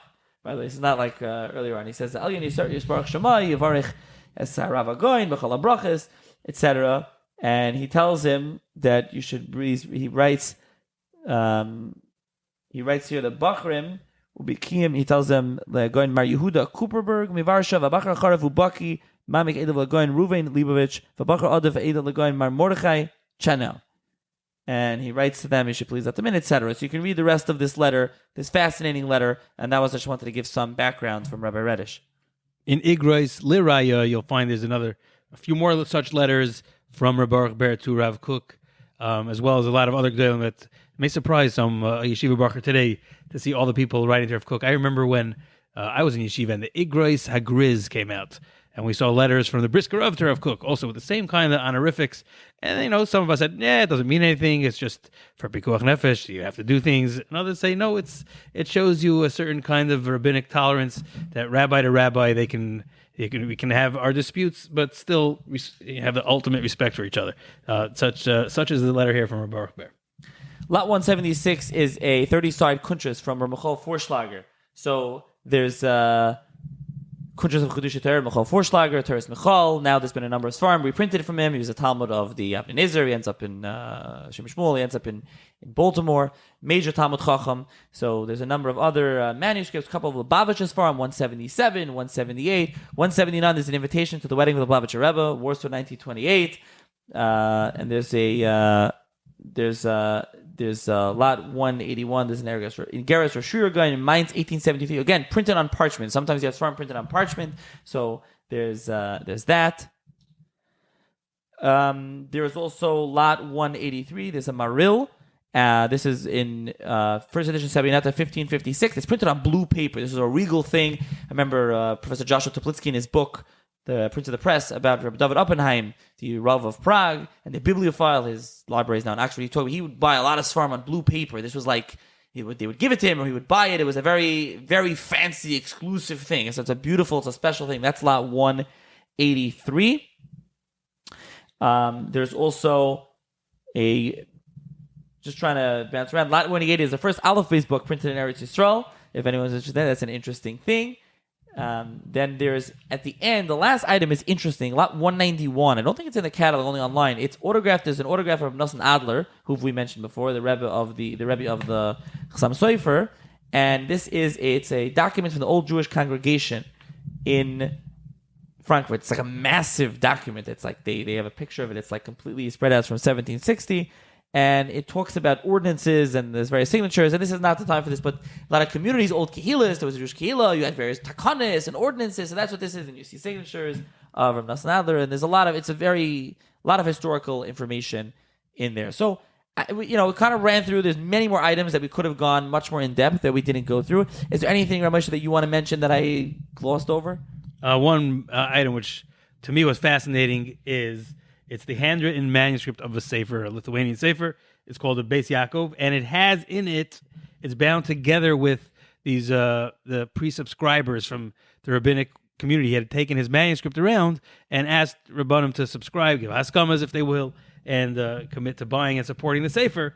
That was the practice then, but you rarely see an actual manuscript of that. We know it only from the print versions, and we piece together how the process must have happened. But this sefer is never printed sefer. It's the manuscript with those haskamas and the subscribers from the rabbinic world. Prominent among them is the Beis Halevi's haskamas, and handwriting is very rare, but it's signed in the sefer, as is one of his sons, not Reb Chaim, a brother Reb Chaim.